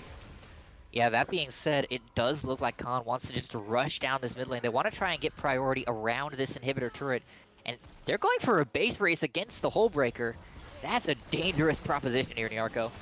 Yeah, I don't really think this is advisable. Con Esports, unfortunately, just don't have the ability to match the wave clear of the Talia and the Xayah at this point in time. And now they're going to be chased all the way back down. They won't even be able to take a reset. And so Yone's just going to hammer away at this inhibitor because while Harness Infinity has been doing okay this game, they are no Yone. Yeah, the inhibitor goes down, as will the Ornn here. Rank 5 locked up tight. Might find Robin on the edge to add insult to injury to this ADC, but no. Finally, Xayah resets the gold. 2 and 8 now on the Xayah. Ooh, boy, poor Robin. comeback arc in the making, though. I mean, Robin might be 100% win rate on this series, so can you really fault them? Yeah, you know, 8 death power spike. You may not be the Wind Brother, but you're taking the Wind Brother energy. And that's fair. I feel that Zaya's are 100% the most Yasuo energy to come out of the ADC role. I don't know what it is about that, but it's true. Vayne. Actually, no, Vayne is up there. Yeah, there you go. But close second. I see what you're saying. I feel, here's the thing, is that, like, I feel like Vaynes are racist. I don't think that Yasuo players are that racist. They're just idiots. Yeah, okay. This is my sincere belief from having to play with both many Yasuos and many Vaynes. All right. I do not have a response to this, so we're going to go back to the game. OP kill switch, by the way, 10-1 and 10.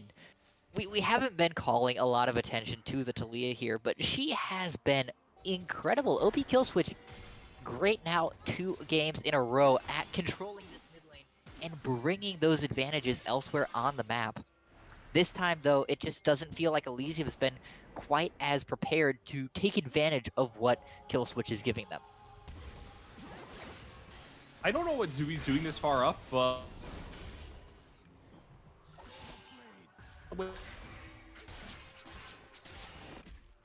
and Elysium Shield have to be careful about giving over any individual picks, because Con Esports can make the most of that fact. Yeah, Con, with the power that they have, can certainly turn this game on a dime. They now have an exposed inhibitor turret, which means that if they take this Baron, they can look to end the game. So need to see careful and intelligent play, but not fearful play. Not like we saw from Con in Game 1. Teams still need to be willing to pull the trigger here. And with how far forward this Elysium squad is walking, it doesn't seem like they have any fear of that at all. Basically all tools available for both sides, and so Elysium Shield, with their priority, are going to move towards that Baron Nashor, but this is a dicey call. Remember, the debuff applied and the damage taken from this Baron Nashor could be a difference maker in what is otherwise a pretty close series at this point in time. Andrew trying to find an angle in. They're going to flash over the wall. They get the steal! Oh my god! Elysium Shield! They're just going to give up another win condition, and Con Esports are so far away from the rest of this play that they're going to be able to preserve their buffs. Harness Infinity going to melt the Taliyah! I cannot believe it! Con Esports are going to re-stabilize in this team fight! Even the Fate Shield will do nothing as Viva kills her support partner! Zaya goes down! A shutdown axis by the Orianna! It is a near full-on ace! There we go! Yone, the last one left alive, trying to desperately hold on. But Con Esports, they have closed the gold gap, and they are looking to push right back into the heart of Elysium Shield. Nyarko, there is only one word for what we just saw. Indefensible. You know where the Maokai is. You are dealing damage to him. You are locking him down. And you leave up on that at 2,000 health. You let him flash over the wall at 2,000, and you let him smite steal. And then you fail the fight so badly that you're going to nearly lose the game off of it. How in the world do you throw this hard? How in the world are you this unaware of what the enemy jungler can do that you let that happen? You're going to lose soul here. You've lost all pressure on the map. Your split pusher cannot split push anymore because you just don't have the manpower to win 4-man fights. How in the world does Elysium think they deserve this victory right now? I mean, I don't even think it's about deserving. I don't think that they have a chance at this victory anymore. Con Esports are down on gold, but the problem is that it's slowly beginning to creep back up in their favor. And beyond all that, Jed is a monster. They have all the ornaments distributed on Con Esports C, and Elysium Shield have no such late game insurance. Now, looking like chickens with their heads cut off. They're going to have one more fight to try to bring this one back, but it's going to be so tough to do when we see that even the biggest carry on Elysium Shield's side in the form of Kill Switch can just be melted in an instant in a 1v1. Yeah, I mean, to be fair, that was great play from Harness Infinity, sidestepping all of the skills from the Taliyah, dumping that damage in perfectly. But this is the last chance. We need to see a big ult come out from Zui. We need to see Denali disrupting with that Crescent Guard. But They're split fairly evenly. There's no real way in. Rank 5 maybe half health, but they don't care. They're frontlining in a The beautiful shockwave! No way! three. It's just over! Elysium shield! They walk too far forward! Even with Zooey on the flank, it doesn't matter. The soul has been claimed. You only have to pull themselves back to the regular body anyway. And a triple kill for Jed means that Elysium shield will not be able to mount a defense. Good grief. Harness Infinity had beautiful timing on that. 3 of the most important members, and that's all you need to end the game. Zooey will have to just watch here in desperation. And Yarko, this has already been a punishingly long series, over 85, nearly 90 minutes of gameplay, and we've got a whole nother game left. Elysium Shield and Con Esports are once again proving the old BOL adage that there's always a banger here in the Platinum League. And at this point in time, this is a banger not constructed from brilliant plays on either side, but rather from constant and sequential inting. Yeah, but that's the most fun way to play, right? If it's a disaster, everybody's having fun. It's tough because I feel that Elysium Shield and Con Esports have their strengths. The ability for them to actually try to play with some amount of restraint is very different from what we oftentimes see in this elo, but what a huge lead to throw away. And this time it was off the back of a pretty balanced approach to the game, but they were defensive at the wrong times and they were offensive at the wrong times. Yeah, and it's a mirror of what we saw from Khan in Game 1. Just not respecting the abilities they had, and more importantly, not respecting what the enemy was capable of. And with such egregious misplays, you have to look to Game 3 now and think that Khan, back on the front foot, has the momentum behind them. And even if Elysium is looking better in this series than they have against all their other opponents they've lost to so far, unless they can pull out something incredible in this break, they are almost certainly going to lose this one as well. I wonder if it's a matter that Elysium Shield might need to be the ones to go on the full scale plan. Con Esports so far has had 2 games where they are the ones with that late game insurance. This time it was off the back of the Ornn and the Kaisa. If Elysium Shield just decides, hey, we're going to take these games past the 40-minute mark, we're going to do so in a relatively stable state up until a few pivotal fights around these neutral objectives, maybe just going even down a bit of gold early doesn't really matter all that much. Yeah, you have to think that they need to come up with a new strategy, because even in Game 1, the cracks were there. It was just that Khan didn't make use of them. But, Nyarko, it's so hard to bring back the mental after a game like that, after you had so many advantages and just threw them away again and again. To bring that back and recenter and refocus yourself. All right, well, this has been an exciting series, and I do quickly, before we throw it over to a break, want to shout out another one of our sponsors, Coachify GG, one of the best in the business when it comes to finding a platform for coaches. So if you're aspiring to teach people about League of Legends or your chosen game, or you want to be coached on these, I highly recommend checking them out. They have been fantastic supporters of the amateur scene for quite a while now, as has BOL, and as has everybody tuning on in. Thank you guys so much for making the BOL what it is. We got one more game for you guys coming right up. We're going to see you after the break.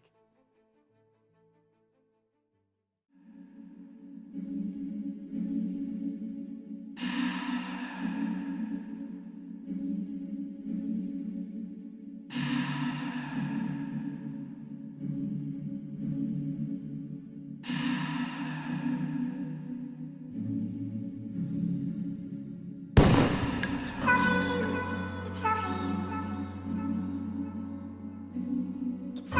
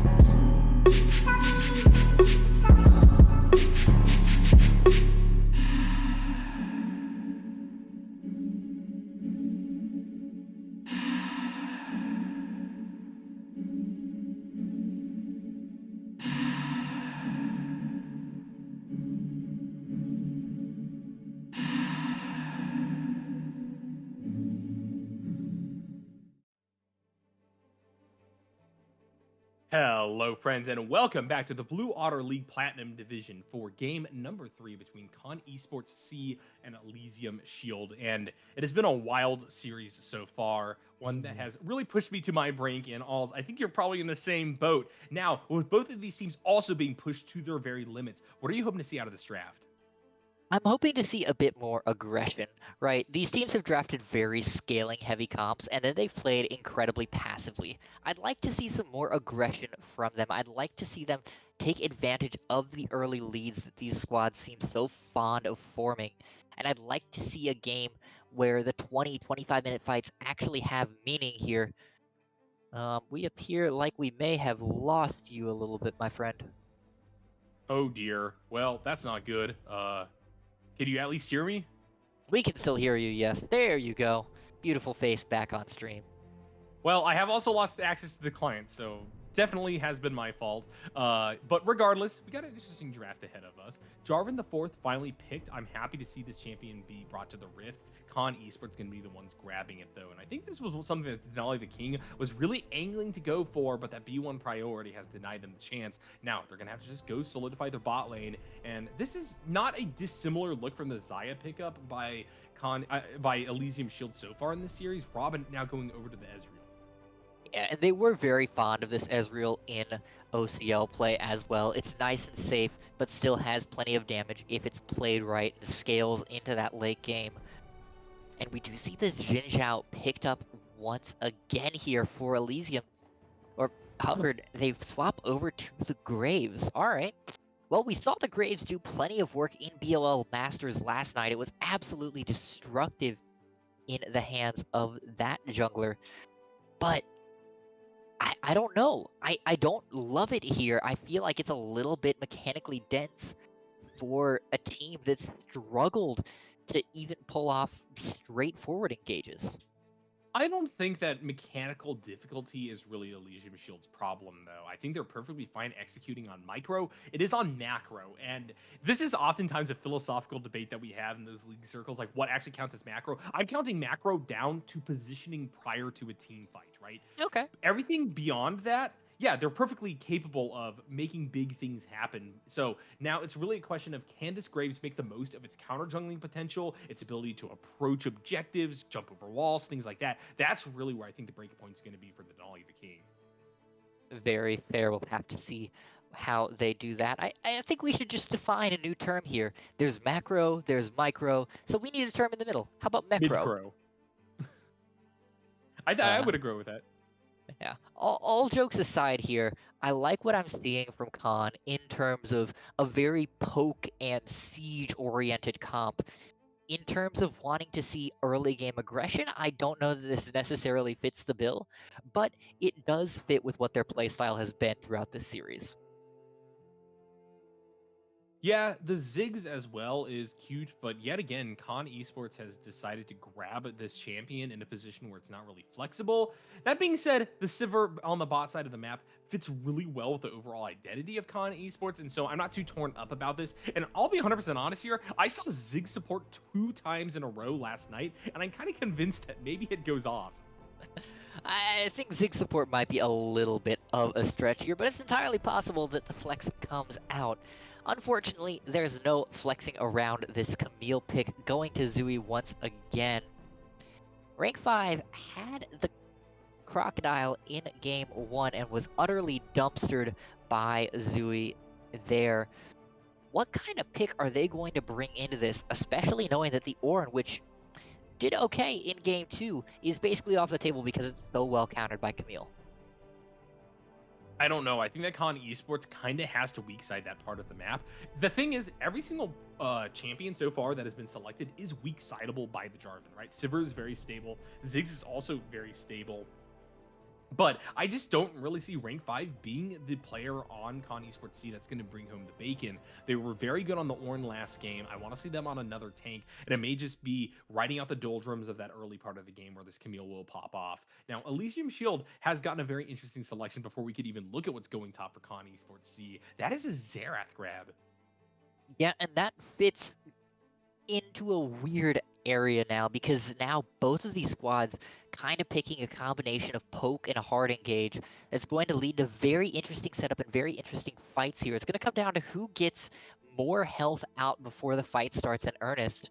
With Ezreal, with Xerath, I think Elysium is in pretty good position to succeed in that regard. All right. Well, the Alistar is there as a defensive measure for the Sivir. This is also something that can roam if we see this Ezreal also find themselves in a position where it's just kind of sitting alone. This Xerath could very well go mid lane, and Elysium Shield is just reserving counterpick for the support role, actually. So we're going to have to see what exactly rounds out the compositions for either side here. Con Esports, I think, actually missed their last pick, if I'm not mistaken, or the timer's all messed up on my side. Yes, it does appear that we've missed it. I don't know that we've gotten confirmation as to what it is yet, but Xerath will be going to the mid lane. It is Poppy here for that final pick. That'll be Poppy in the top lane against this Camille. I mean, that stops the hook shot, but is that going to be enough to really dominate in this side lanes, or at the very least, keep rank 5 safe? It's not about domination. I think you yourself know that, Alls. It's really just about rank 5 being safe, like you're talking about. I think that Poppy's a really good choice here. I think it's also really good for the mid to late game as an engager, someone to follow up upon the Jarvan. So I'm not too torn up whatsoever that Con Esports have decided to go for that angle. Elysium Shield going for the Leona here confirms that this is going to be Xerath mid, and that's going to be an interesting one to watch out for. Yeah, Xerath will be fairly safe here as long as they play it intelligently. The Ziggs should push into them fairly constantly with the bouncing bombs, so Jarvan will have to go deep under the turret in order to execute any dives here. But the flip side of that is Graves won't be able to really put any attention towards this Ziggs either, so we should have a fairly slow, fairly safe mid lane here unless one of these laners makes a major mistake. Now, mistakes have been part and parcel of this series, so it's almost certain that my prediction here will be wrong. That's a lot of pessimism coming from you this deep into a series, Alls. Come on, man. Hey, pessimism's my natural state of being. The optimism comes with plenty of work. But I do have one point of optimism for you here, Narco, which is that at least one team is going to walk away from this series with a victory. I don't know how I'm supposed to take that. That feels very backhanded at the end of the day. Look, for as much as we've been memeing on both Con Esports C and Elysium Shield for their mistakes throughout the series, these are the points that you just got to develop as we move deeper on into the season, and there still is a little bit of time to grow. And remember, everybody in this division is ostensibly platinum, not actually platinum, but of similar rank to one another, we'll say, right? And therefore, these are things that we've been harping on all season long. I just want to make sure that these guys have their best foot forward moving on to the last week of regular competition, then the seeding, then the playoffs. Yeah, absolutely. And you're right. It is good that we are seeing them make these mistakes and hopefully learn from these mistakes at this point during the regular season rather than during playoffs. You don't want to make these mistakes when your BOL season is on the line. You want to make them when you still have that little bit of runway. That being said, for Elysium, the runway is very tight. They're right there at the bottom of the standings, so they can't afford to make too many of these mistakes. All right. Well, as we move on to the spectator delay, actually, no, we got a little bit more time to talk about things. Alls, hit us with another one of our wonderful sponsors. Well, you recently talked about Coachify GG, but this has been a long series, and I find myself flagging, which means that when we go to the spectator delay, I'm going to need to go to my kitchen. I'm going to need to mix myself up a new bottle of Glitch. Glitch is a wonderful jitter-free energy, works absolutely great. Plenty of BOL members have tried it, say they absolutely love it. So all y'all out there can order some and tell us just how much you love it as well. Use that code BLUEWATER at checkout. You'll get a nice fat discount. That'll be your way of telling them that we sent you. And if you leave a little note, say that Nyarko and all say hi. We won't mind at all. I do wonder if we're ever going to get a custom flavor, blue raspberry, blue otter, something like that. I feel that'd be a good idea. Blue Water Blast. There you Blue go. Otter Blast. There we go. It's just Mountain Dew Baja Blast, but legally distinct, right? Yeah, exactly. Basically the same thing, but with a little bit more pizzazz, shall we say. All right. Well, no crazy flexes coming out of either side as we're seeing our composition solidify for this final game. Welcome, Conduit Esports. Thank you for bringing along your party of 10. We are moving deep into this series. It's only a best of 3, but somehow we've propelled ourselves to about 10:30 on night here on the East Coast. Con Esports see Elysium Shield about to take to the Rift one last time. See you guys on the other side of this break.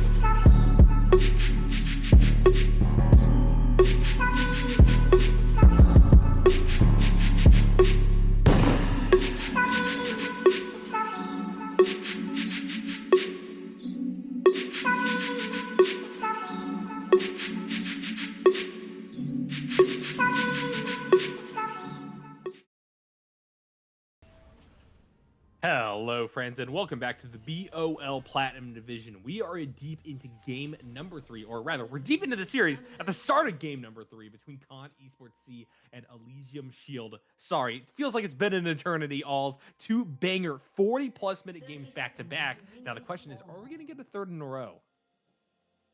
Well, it certainly feels like it given these drafts, Nyarko. They are very, very late game focused here. They want to take this as deep as they possibly can. And boy, oh boy, are these teams built for it in terms of play as well.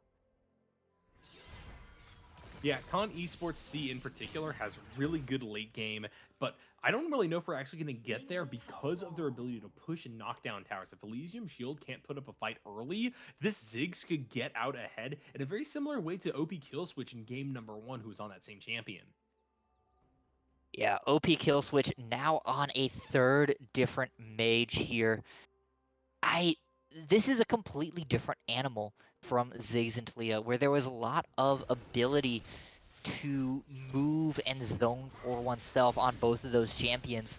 This Xerath, a lot more immobile, a lot more vulnerable to whatever may be thrown at them in terms of aggression. So I'm very curious to see if they're able to position intelligently and not lose themselves to that vulnerability. Look, I really want to see that kind of improvement out of both of these teams in this game, number 3.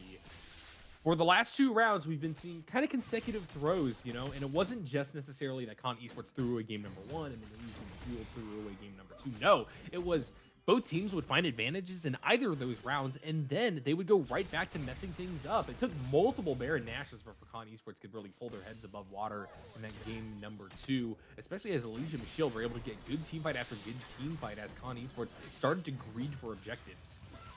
And that was something that we saw in game 1 as well. Just the mistakes piling up.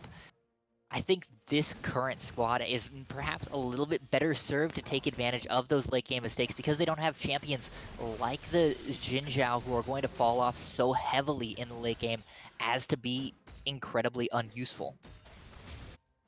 Well, so far, we really haven't seen a gank or any showing on the map from either Andrew or Denali the King. Makes a lot of sense. They're still moving through that first clear, but I'm really looking to that push and pull dynamic that comes from Graves as a really solid counter ganker. Obviously, Andrew on this Jarvan wants to commit early, find some kills for the core members, but simultaneously, Denali the King can either use that information whenever the Jarvan shows on the map to either counter jungle or actually go for plays of their own. Yeah, we'll have to see. I'd love to see early ganks. We didn't see any from Andrew's Fat Pipe in games 1 or 2, despite being on early game gankers. So we need to see a little bit more aggression here. Make use of whatever vision they can find and really pressure these lanes. So far, no real pressure on either side from any of these lanes. I think that Vinny and Robin are very knowledgeable of the Sivir matchup, given that Robin has played this champion quite a bit themselves, and they know that therefore they are going to be pushed in. There's just too much wave clear to deal with, but this does mean that Con Esports has good rotation power into this bot side river, but still, Denali the King is going to win that 50-50 on the Scuttle Crab. Came very close there. 13 health before that crab fell, and it looks like they're sprinting straight up to the top side. They want a double scuttle here and cement their advantage over Andrew very early on. Harness Infinity and OP Kill Switch are both very low on mana, and so neither of them are going to be particularly useful if Denali and Andrew find themselves fighting yet again. So we're really looking at top lane as being the difference maker, and Zooey, as kind of expected, is just having that push advantage and just in general a better time in the top side. And you have to credit Zooey for champion mastery here because Camille, again, we mentioned this in game 1, Camille is not known for their early game prowess. This is a champion that needs, at the very least, the Sheen, and more often that Divine Sunderer before she really comes online. And Zooey here consistently has been heavily in control of these lanes, even well before those breakpoints are hit. And as Denali the King just slipping over the far side wall, once again, the power of the Graves going to be very pressing in this early game, almost as much as Andrew just simply being on the Jarvan. And I think this might be a smarter call than we were giving them credit for on Elysium Shield's side. We were kind of focused on how is Denali the King going to be navigating these tricky team fights and positioning calls on a champion that's as demanding as Graves is. Well, currently they're doing a very good job of just playing this early game out. Yeah, Zooey perhaps in a little bit of trouble here, down under 200 health, but able to sneak out there, the slam into the wall, not quite enough to lock them down for good. Yeah, Zooey able to just back off. I could have seen rank 5 maybe go deep for that play, but Zooey hitting level 6 first just because they had the push advantage does mean that Poppy couldn't really take the 1v1, and therefore it's just going to be pretty passive resets from either side. Zooey will commit the teleport here. Now the question is, will Poppy do the same? Not much reason to. The wave is pretty well frozen right outside the turret. You're already down 2 full waves of minions. Even if you lose a couple to the turret here, it's not the end of the world by any stretch of the imagination. Yep, Zui already taking the tower shot, walking forward to try to get this wave crashed in before rank 5 can get there in time, which is a little bit unfortunate, but I don't imagine that this is going to be a long stay on the top side for either of these players. I think that rank 5 might actually just be looking to hit that level 6, sit back, and then wait for Elysium Shield or Con Esports to commit for the Rift Trail that's spawning in about a minute and a half. But Zui is going to use that first mover advantage to get Vision of River first. Yeah, and I want to credit rank 5 here for an interesting decision. Going hyper aggressive with the first buy. You know, you normally see some tank stats on this Poppy, or at the very least, something neutral like boots. Instead, going for double longsword here. So really committed to trying to match Zui's pressure and bully here in the top side. Denali the King farming their Gromp, but a lot of Con Esports C presence in that bot side river that has the ability to go for an invade. It does mean that Elysium Shield also needs to rally Robin and Vinny Z to hover near that tier 1 tower to make sure that they have a path forward to save the Graves if something crazy happens. Looks like everybody, though, just going to back off for the time being, and we're with Dragon up, but no real kills on the map or anything like that to start us off, Alls. No, but you don't need a kill when you're a J4 and you just have the incredible early clear and early Drake take ability endemic to that champ. Andrew's Fat Pipe should be able to solo this without going too low, will be able to take a very free first neutral here. Very funny interaction there on the top side of the map. Zui just kind of waiting linked to the wall with their hook shot, trying to find a way to wait for rank 5's W to expire. And then rank 5 just says, you know, I have E as well, right? And then pins them to the wall, winning that trade.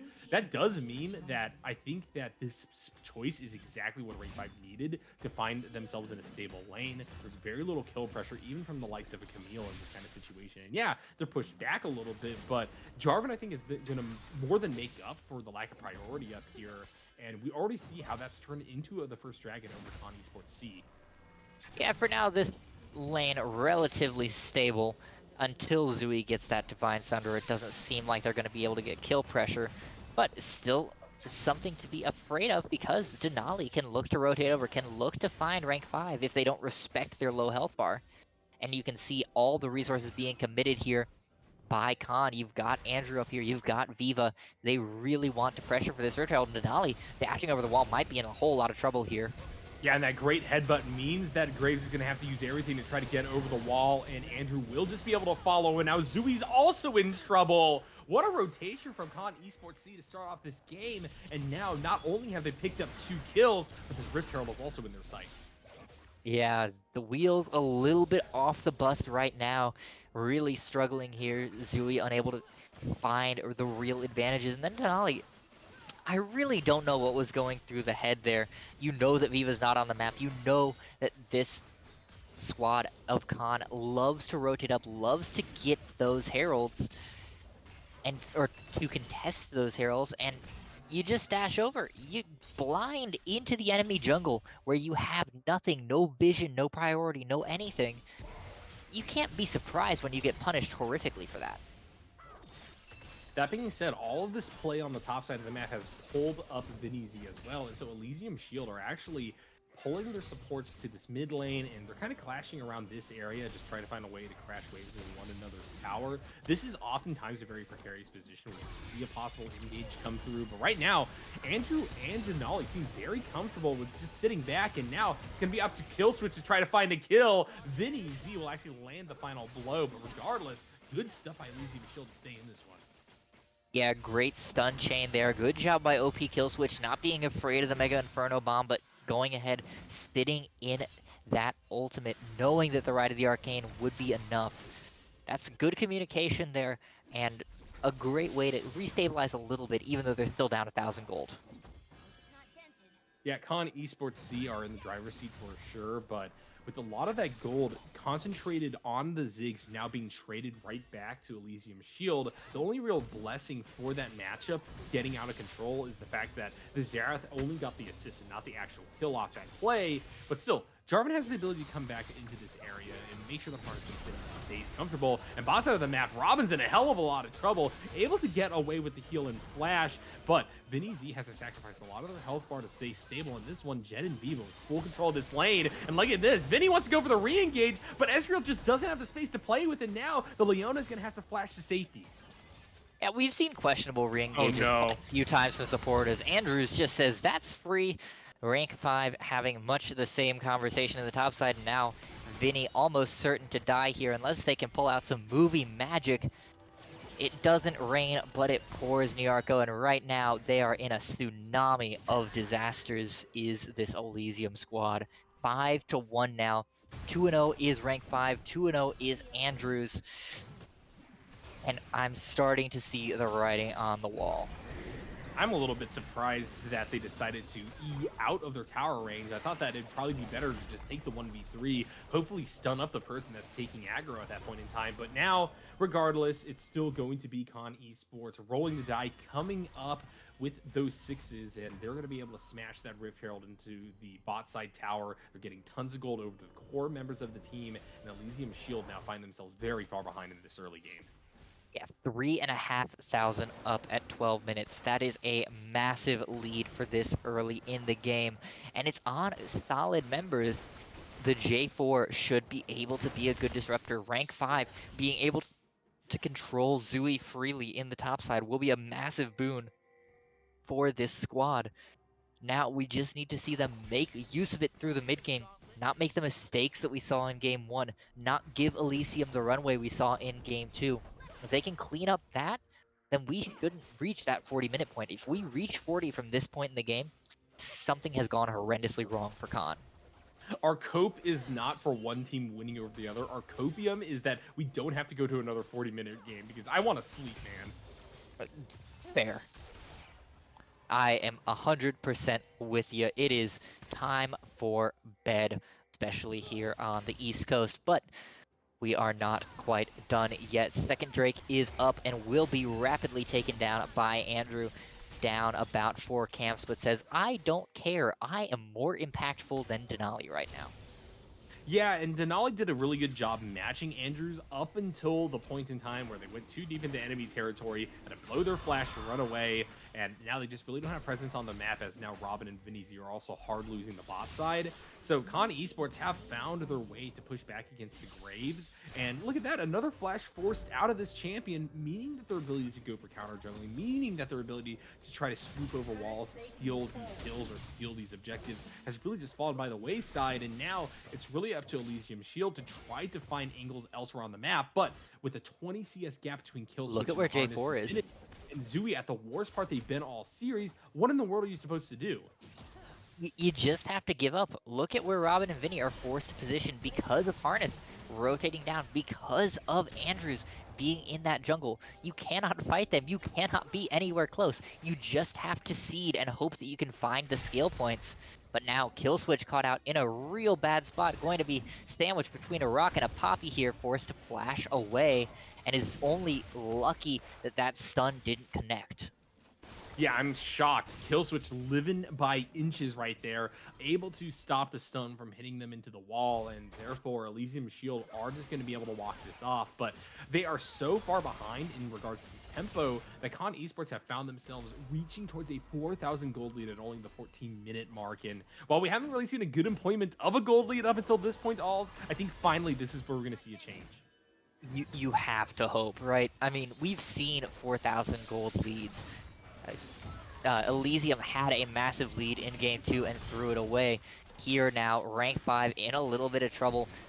Does have to flash away. Right of the Arcane might be enough. Rank 5 staying alive for a really long time, courtesy of that Divine Sunder, but it will not be enough. Zui finally taking that one down. Yeah, this is kind of similar to Killswitch on the Ziggs in game number 1, able to just fancy feet away from Harness Infinity on the Syndra. It's impressive, but you still burned your flash and died anyway, so was it really worth it? Survey says no, but Denali is dead once again. Yeah, sorry, I did not mean to throw it over right there. I was just stunned that Denali decided to be that disrespectful with that flash.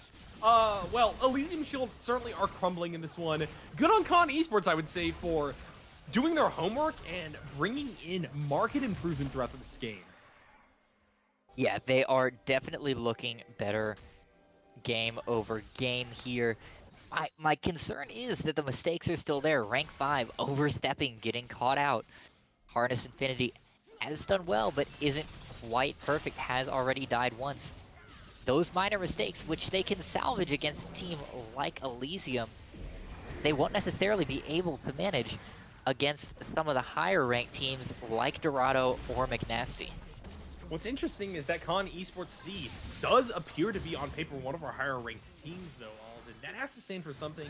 This could just be an off week. It could be the weirdness of how Elysium Shield is playing is influencing their approach to these games. But yeah, game number 1 in particular is a real head scratcher in regards to a team that is before this 3-1 on the series. Yeah, now starting to see that pressure mount once again. Andrews and Viva rotating over here, looking to find Zui on this top side. Build into the pressure that Rank 5 has created. Oh, no. Harness is here as well. They really want this turret. Here comes the dive. Hextech Ultimatum comes in. Will it be enough? Might just be. Zui gets out. Yeah, Rite of the Arcane used as well, softening up multiple members of Con Esports. And while they are able to kill Zui, so far it's not exactly the cleanest play. And Con Esports have to really hard commit to try to make this full value positive for them. And Leona will stop them in their tracks from making that happen. Denali the King rotates in, and it is slaughter. Elysium Shield right back in it, Alls, and we're starting to see the throws yet again. Nyarko, why must we suffer? I have no idea, man. And what in the world was that play anyway? Poppy took so long clearing the wave that Elysium Shield were just able to full rotate their entire team to the fight, and Con Esports find themselves now right back where they started, desperately trying to establish a clear gold lead. But now the problem is Elysium Shield have found their carries. Robin and Vinny, for the first time in the series, are the ones that they're going to put the team on. Yeah, and I do like to see this. You know, Robin, in general, has been a fairly safe player over the course of their amateur career. Last game was rough, but showing by this team and by the way that they're playing that you don't have any fear. You're not afraid of Robin pulling the same stunts. You're letting him have the kills. You're letting that bot lane be the focus. OP kill switch right now. Beautiful support. 0-0 and 6, letting the rest of the team carry. Just have to continue working through that. Let this Ezreal scale. Yep, Robin gonna do what they can at this current point in time, though, with the refound items, trying to forge a way into this bot side river, looking for a dragon to split the count. Currently, Con Esports C, for yet another game, find themselves up 2-0 on this front. But now the question is, will they be able to make it to a quick soul point and therefore really start threatening a very crucial objective on the map? They certainly have the positional advantage here. OP kill switch pretty far away from this fight, and with Andrews posturing over that blue buff wall, it's very difficult for anyone they're just gonna back off. Why are they backing off? Yako, what in the world? They're thinking that they're just going to be able to wreck mid lane with Harness Infinity, I think. So they're going to give up this objective. They say, we have really good scaling on our side because of the Ziggs and the Sivir. We don't care if this game goes late. We don't care if we get this neutral objective. We are just going to try to open up your base as much as possible prior to the Baron Nashor spawn. I understand the call. I don't love the call. I think it would have been better to fight over the Drake and find another window to pressure that, but they've decided that one Drake is worth it, and that is gold in the pockets of every member, so it's far from a completely losing play here for this Con squad. Yeah, it's kind of weird to see Con Esports play that passively. Echoes of game number 1 are worryingly present in that call, but what I will say is it's hard for them to gauge that they're up almost 4,000 gold, 3,000 gold versus Elysium Shield, just by virtue of the fact that the kill score is relatively even. You have to look at stuff like the CS numbers, like the towers, and when you're trying to make snap decisions in crucial moments, as in, do I go in, do I not go in on that dragon and coin flip it, they may not see, hey, we actually do have that big team fighting advantage. Yeah, very true. It's hard to calculate gold lead on the fly. But that being said, they had the positional advantage. They had the numbers advantage there. So just an interesting call overall. We'll have to see whether they get burned by it. If this Elysium squad manages to sneak a soul here, if we get to the 35-minute point and have a soul fight, and it is won by Elysium, they're going to look back at this moment and they're going to say, was that really the right call? Yeah, Con Esports C, though, who find themselves in their favorite position of having tons of vision lighting up at Baron Nashor like a Christmas tree. So, make it that what you will. They do have really solid push advantage with both the tier 1s and 2 taken down in the mid lane and top side of the map also being opened up by the likes of Rank 5 and company. So, I don't really know. I think that this is actually the best look of their Baron-centric strategy, but they do need to find picks. They do need to find a kill. And right now, it's actually the Xerath who's going to be the first one to pull the trigger on the bot side of the map. Andrew is going to come out of nowhere like a bat out of hell, though, using that Cataclysm to lock up the Xerath. And while the slow burn down does kill Harness Infinity, it's only a 1-for-1. Yeah, I mean, good on OP Kill Switch for finding the solo kill there, but trading it for your own life means that it's not going to give you any meaningful pressure advantages. It's not going to give you any positional advantages. All you're doing is trading some gold. So, feels like a bit of a waste there, especially with the unfortunate miss after miss on the right of the Arcane. If you're going to be making that play, you need to be able to snipe those real fast so you can get out of the way of Andrew. Well, time is ticking towards another dragon.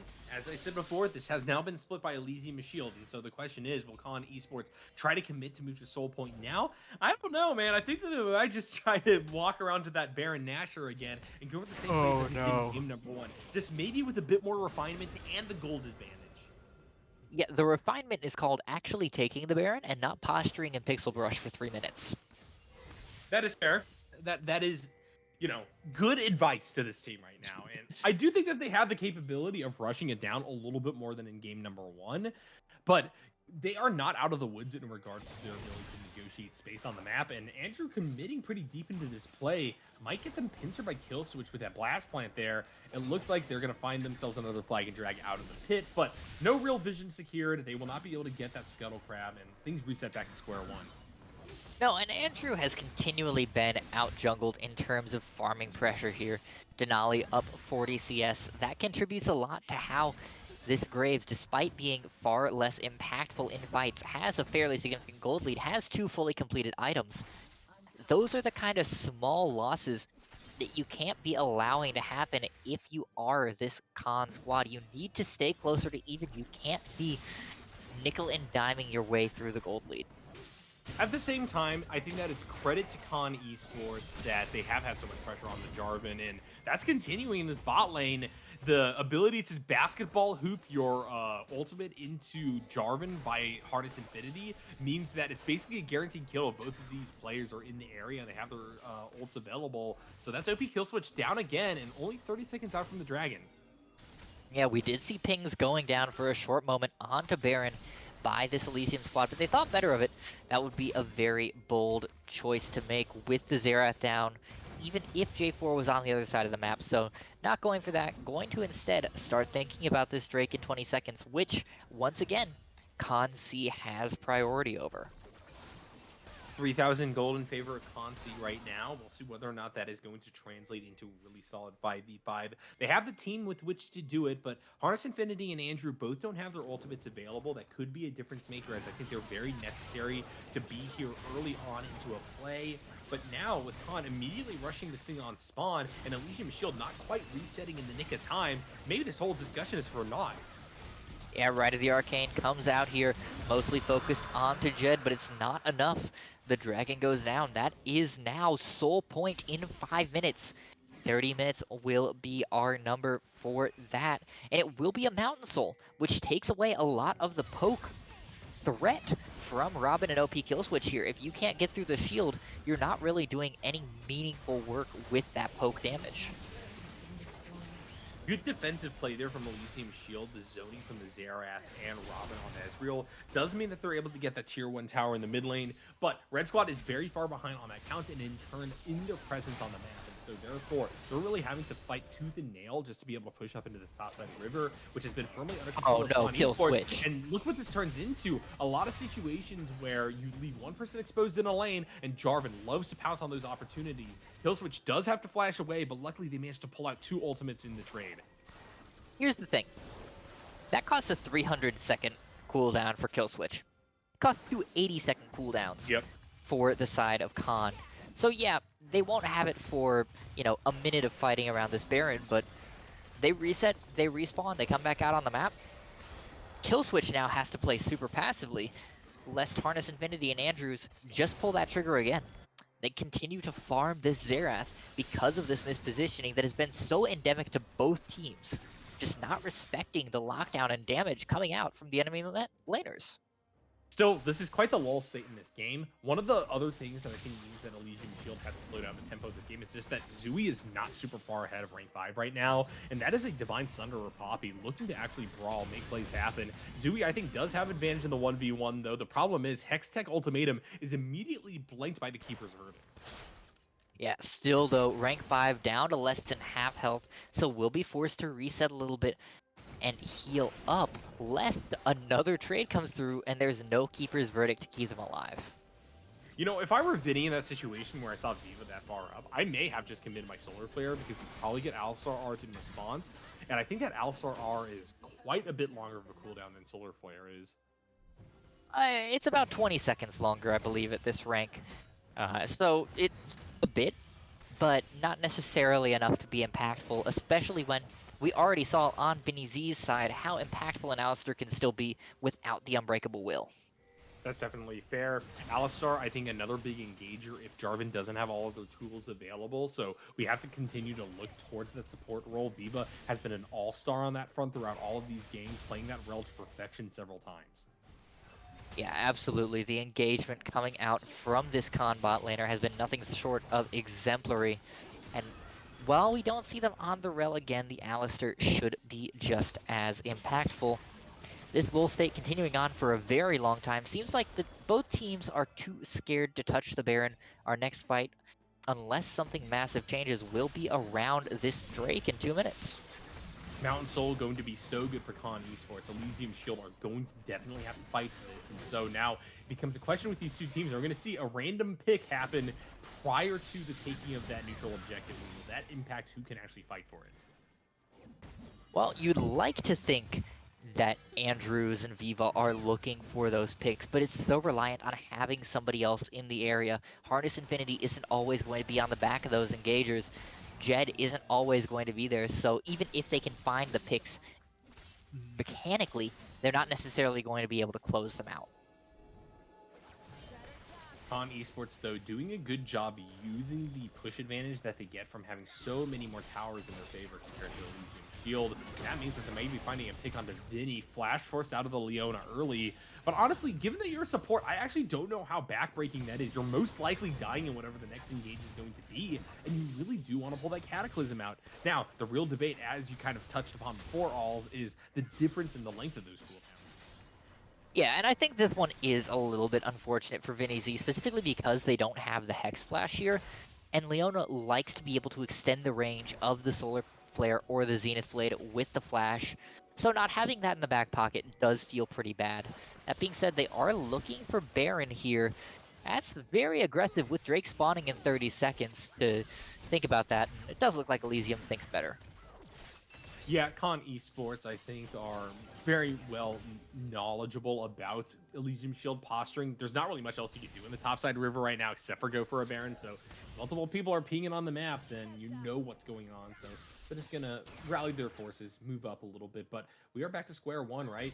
Elysium Shield trying to push up through this mid lane to make it towards the dragon that has already spawned up. We have Zooey trying to find the flank, but Poppy's going to call them out. Jarvan, first jungler, over to this neutral objective, and this is going to be the main win condition now for Blue Squad, and immediately Vinny Z is caught out and called out. Harness Infinity going to pick the kill up with the Mega Inferno Bomb and making the double-double with Denali the King gone. Con Esports have found themselves the best chance yet. Yeah, this will almost certainly be Soul here unless Robin manages a miracle. But boy, was that the worst possible fight for Elysium or what? I don't know if you noticed, Nyarko. Denali flashed into the Flag and Drag. Yeah, that was pretty rough. Also, so much for me talking about Vinny Z not really caring about their flash because A, they did not take Hex Flash as a rune. B, they just walked blindly into the Pixel Bush, and Andrew called them out beautifully. Now, Con Esports are not only getting Soul, this is Baron Nashor as well. And finally, we may have a game end in under 40 minutes. Yeah, not by much though. It is 30 minutes already here with the first claim of the Big Purple Worm.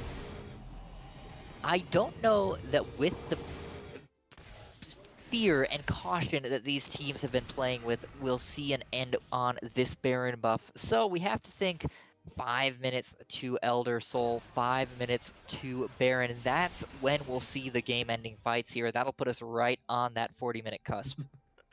All right, take the over/under on it, guys. I don't know if anybody here has the ability to start a poll in the chat.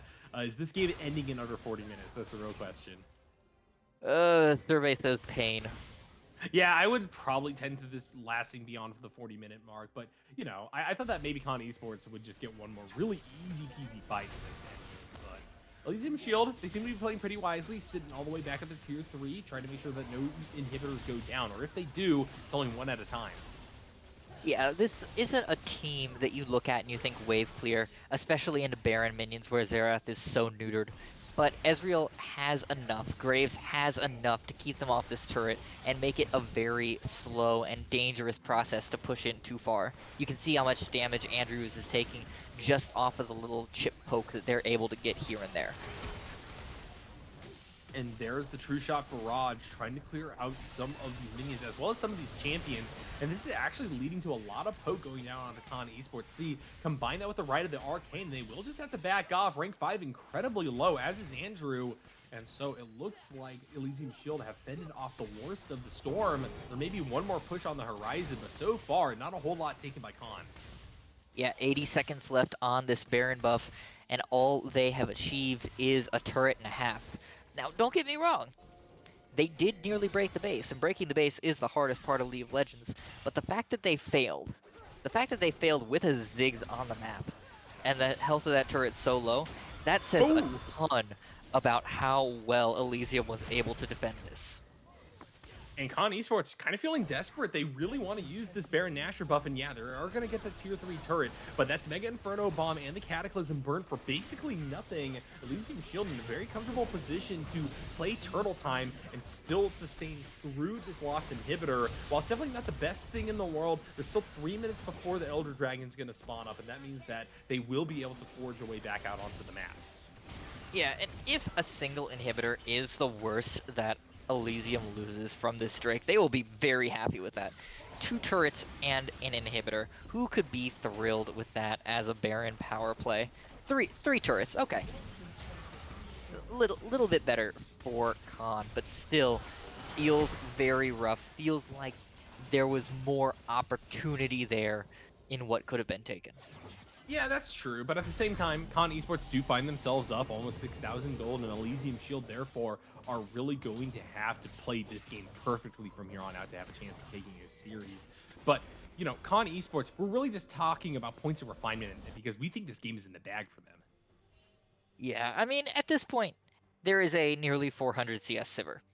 The Sivir is nearly full build despite not having a single kill. I think considering this game close to over is fairly justified at this point, assuming that Con doesn't yeet the game off a cliff like they did in game number 1. Oh, don't remind me, alls. Don't remind me. It's my job. I am the color caster. I know things. All right, Con Esports gonna start setting up for this Elder Dragon as it does spawn prior to the Baron Nashor. And they have so much priority with which to do so. Remember, that's still an inhibitor gone in the mid lane, whereas Con didn't really end the game off that Baron Nashor buff. They still got quite a few advantages, and therefore, as they assemble here, they are able to repel Elysium Shield from pushing too far up, and they have one more go of it, I think, to try to secure vision around this Elder before it becomes a real uphill battle for Red Squad to ever take it.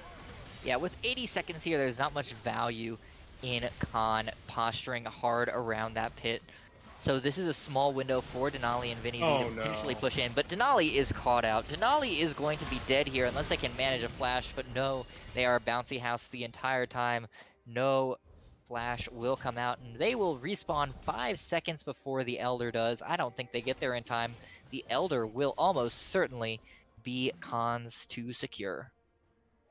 And that might be the end of it. Elysium Shield has a few more attempts at least whittling down the health bars of Con Esports, maybe making that Elder a little bit more of a 50-50 in a 4v5, but it's going to be so tough. That Rite of the Arcane doesn't really do a whole lot. Arhanus Infinity is going to be sitting in the backline anyway, and so their health bar isn't necessarily quite as relevant. So they are just going to walk this all off. Elysium Shield will be able to defend this bot side inhibitor and turret, but that's not enough for there to be a reasonable change made as to the likelihood of Con Esports getting this Elder Dragon. No, not at all. All of this bot lane pressure was just a time-wasting exercise from Khan anyway. They didn't need to break that inhibitor turret. All they needed to do was wait until the actual Elder spawned so that they could rotate back and take it, which is what they're doing right now. They've got complete vision control over this blue buff jungle, and it looks like Denali isn't even going to try and force it. They know that this Elder is completely gone, so they're going to try and make use of this time to salvage what little vision they can get around Baron, and at least make that contestable. The problem is Con Esports are going to assemble Ultron off this almost doubtless. They're going to have to take a massive throw, a miss smite, and more for Con Esports to not get both the Baron Nashor and the Elder Dragon buff. And with that in mind, Elysium Shield probably, even with the turrets that still stand, will not be able to mount a bunch of a defense. They just don't have the team composition that can play the long siege game. They are going to have to pull the trigger eventually for an engage, but it looks like it's actually been Andrew to start things off using that Cataclysm. Multiple flashes forced on Elysium Shield's side, but this is not wide enough berth given over the blue spot that I think Khan are going to grab this Baron nearly uncontested. Yeah, that's really expensive for Denali. Both the collateral damage and the flash used means that it's going to be impossible to contest this Baron. Down under 5,000, all hope is on the Rite of the Arcane. Down under 2, here comes the smite. And Yarko, this game goes from bad to worse to disgusting for Elysium. There is very little hope left short of some kind of cosmic interference here shutting down the Riot servers. Well, Con Esports are fighting against the clock more than they are against Elysium Shield. Are they going to be able to end this in under 40 minutes for no other reason besides my arbitrary standards? It looks like with the inhibitor coming back up, they are going to have to besiege that first before they move on to these Nexus turrets. But one way or the other, Elysium Shield finds themselves in a very awkward position. Teleport here to hold the wave. Jed coming into the area, and Andrew is finding the engage onto Vinny. Down goes the inhibitor. They still have a wave at their back, empowered by the Baron Nashor minions. Rank 5 doing a lot of the work on the front line right now after using that teleport to get in here. But without a wave on the bot side, they are just kind of forced to hover for the time being. This is enough firepower for Elysium Shield to hold on, so it's going to take another wave.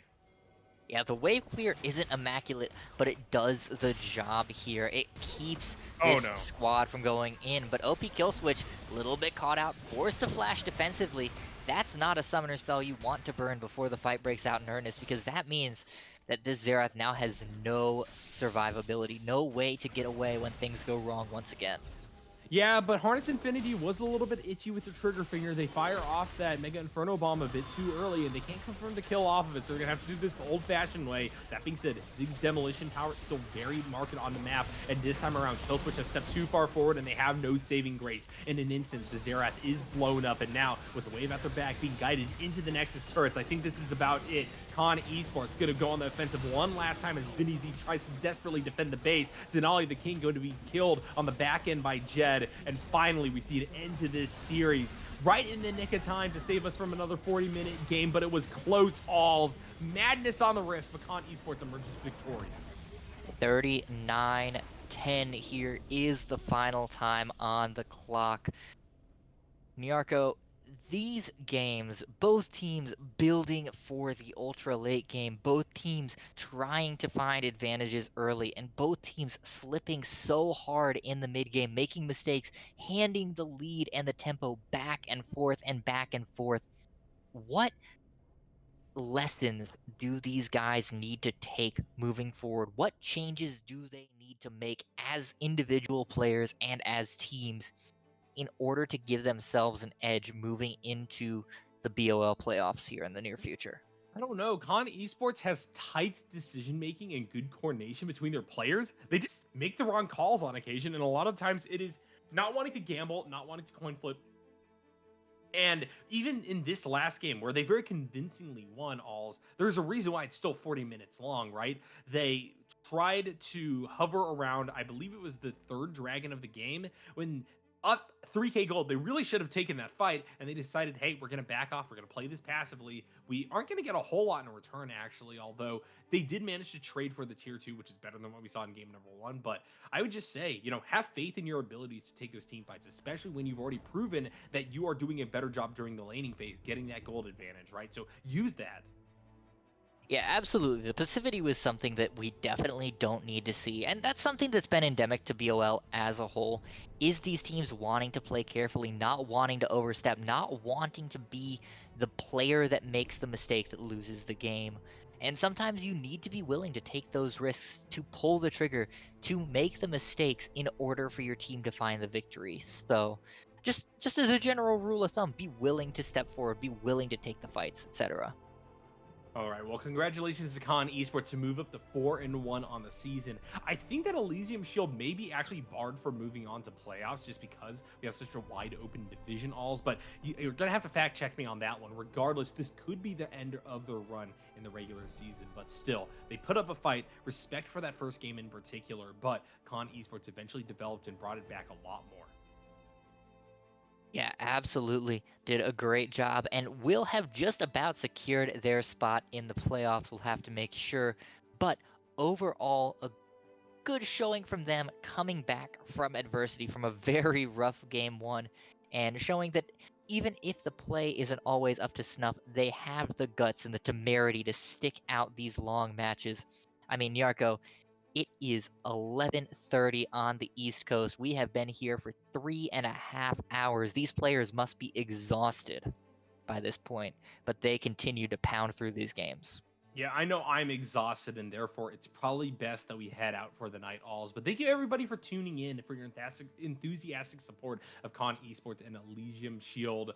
Unfortunately, there were a few disappointing games throughout this series, but overall, I think that this is a great point to look back upon as we see Con Esports continue to develop throughout the rest of the season, and we hope to see Elysium Shield back very, very soon as well. For all of us on the production side, thank you guys so much for tuning in. Shout out to Caddy for sticking it through this whole night alongside us, making sure that the production is clean and crisp as always. Shout out to Coachify and Glitch Energy, our two sponsors, and shout out to you all for being along for the ride. It's always a pleasure. Love casting alongside you and working with the wonderful staff here at BOL. That being said, folks, it is time for us to call it. Thank you so much for coming out. Thank you for supporting us. Thank you for checking out our wonderful sponsors who make sure that we can bring you action every single day of the week. And we'll see you guys next time.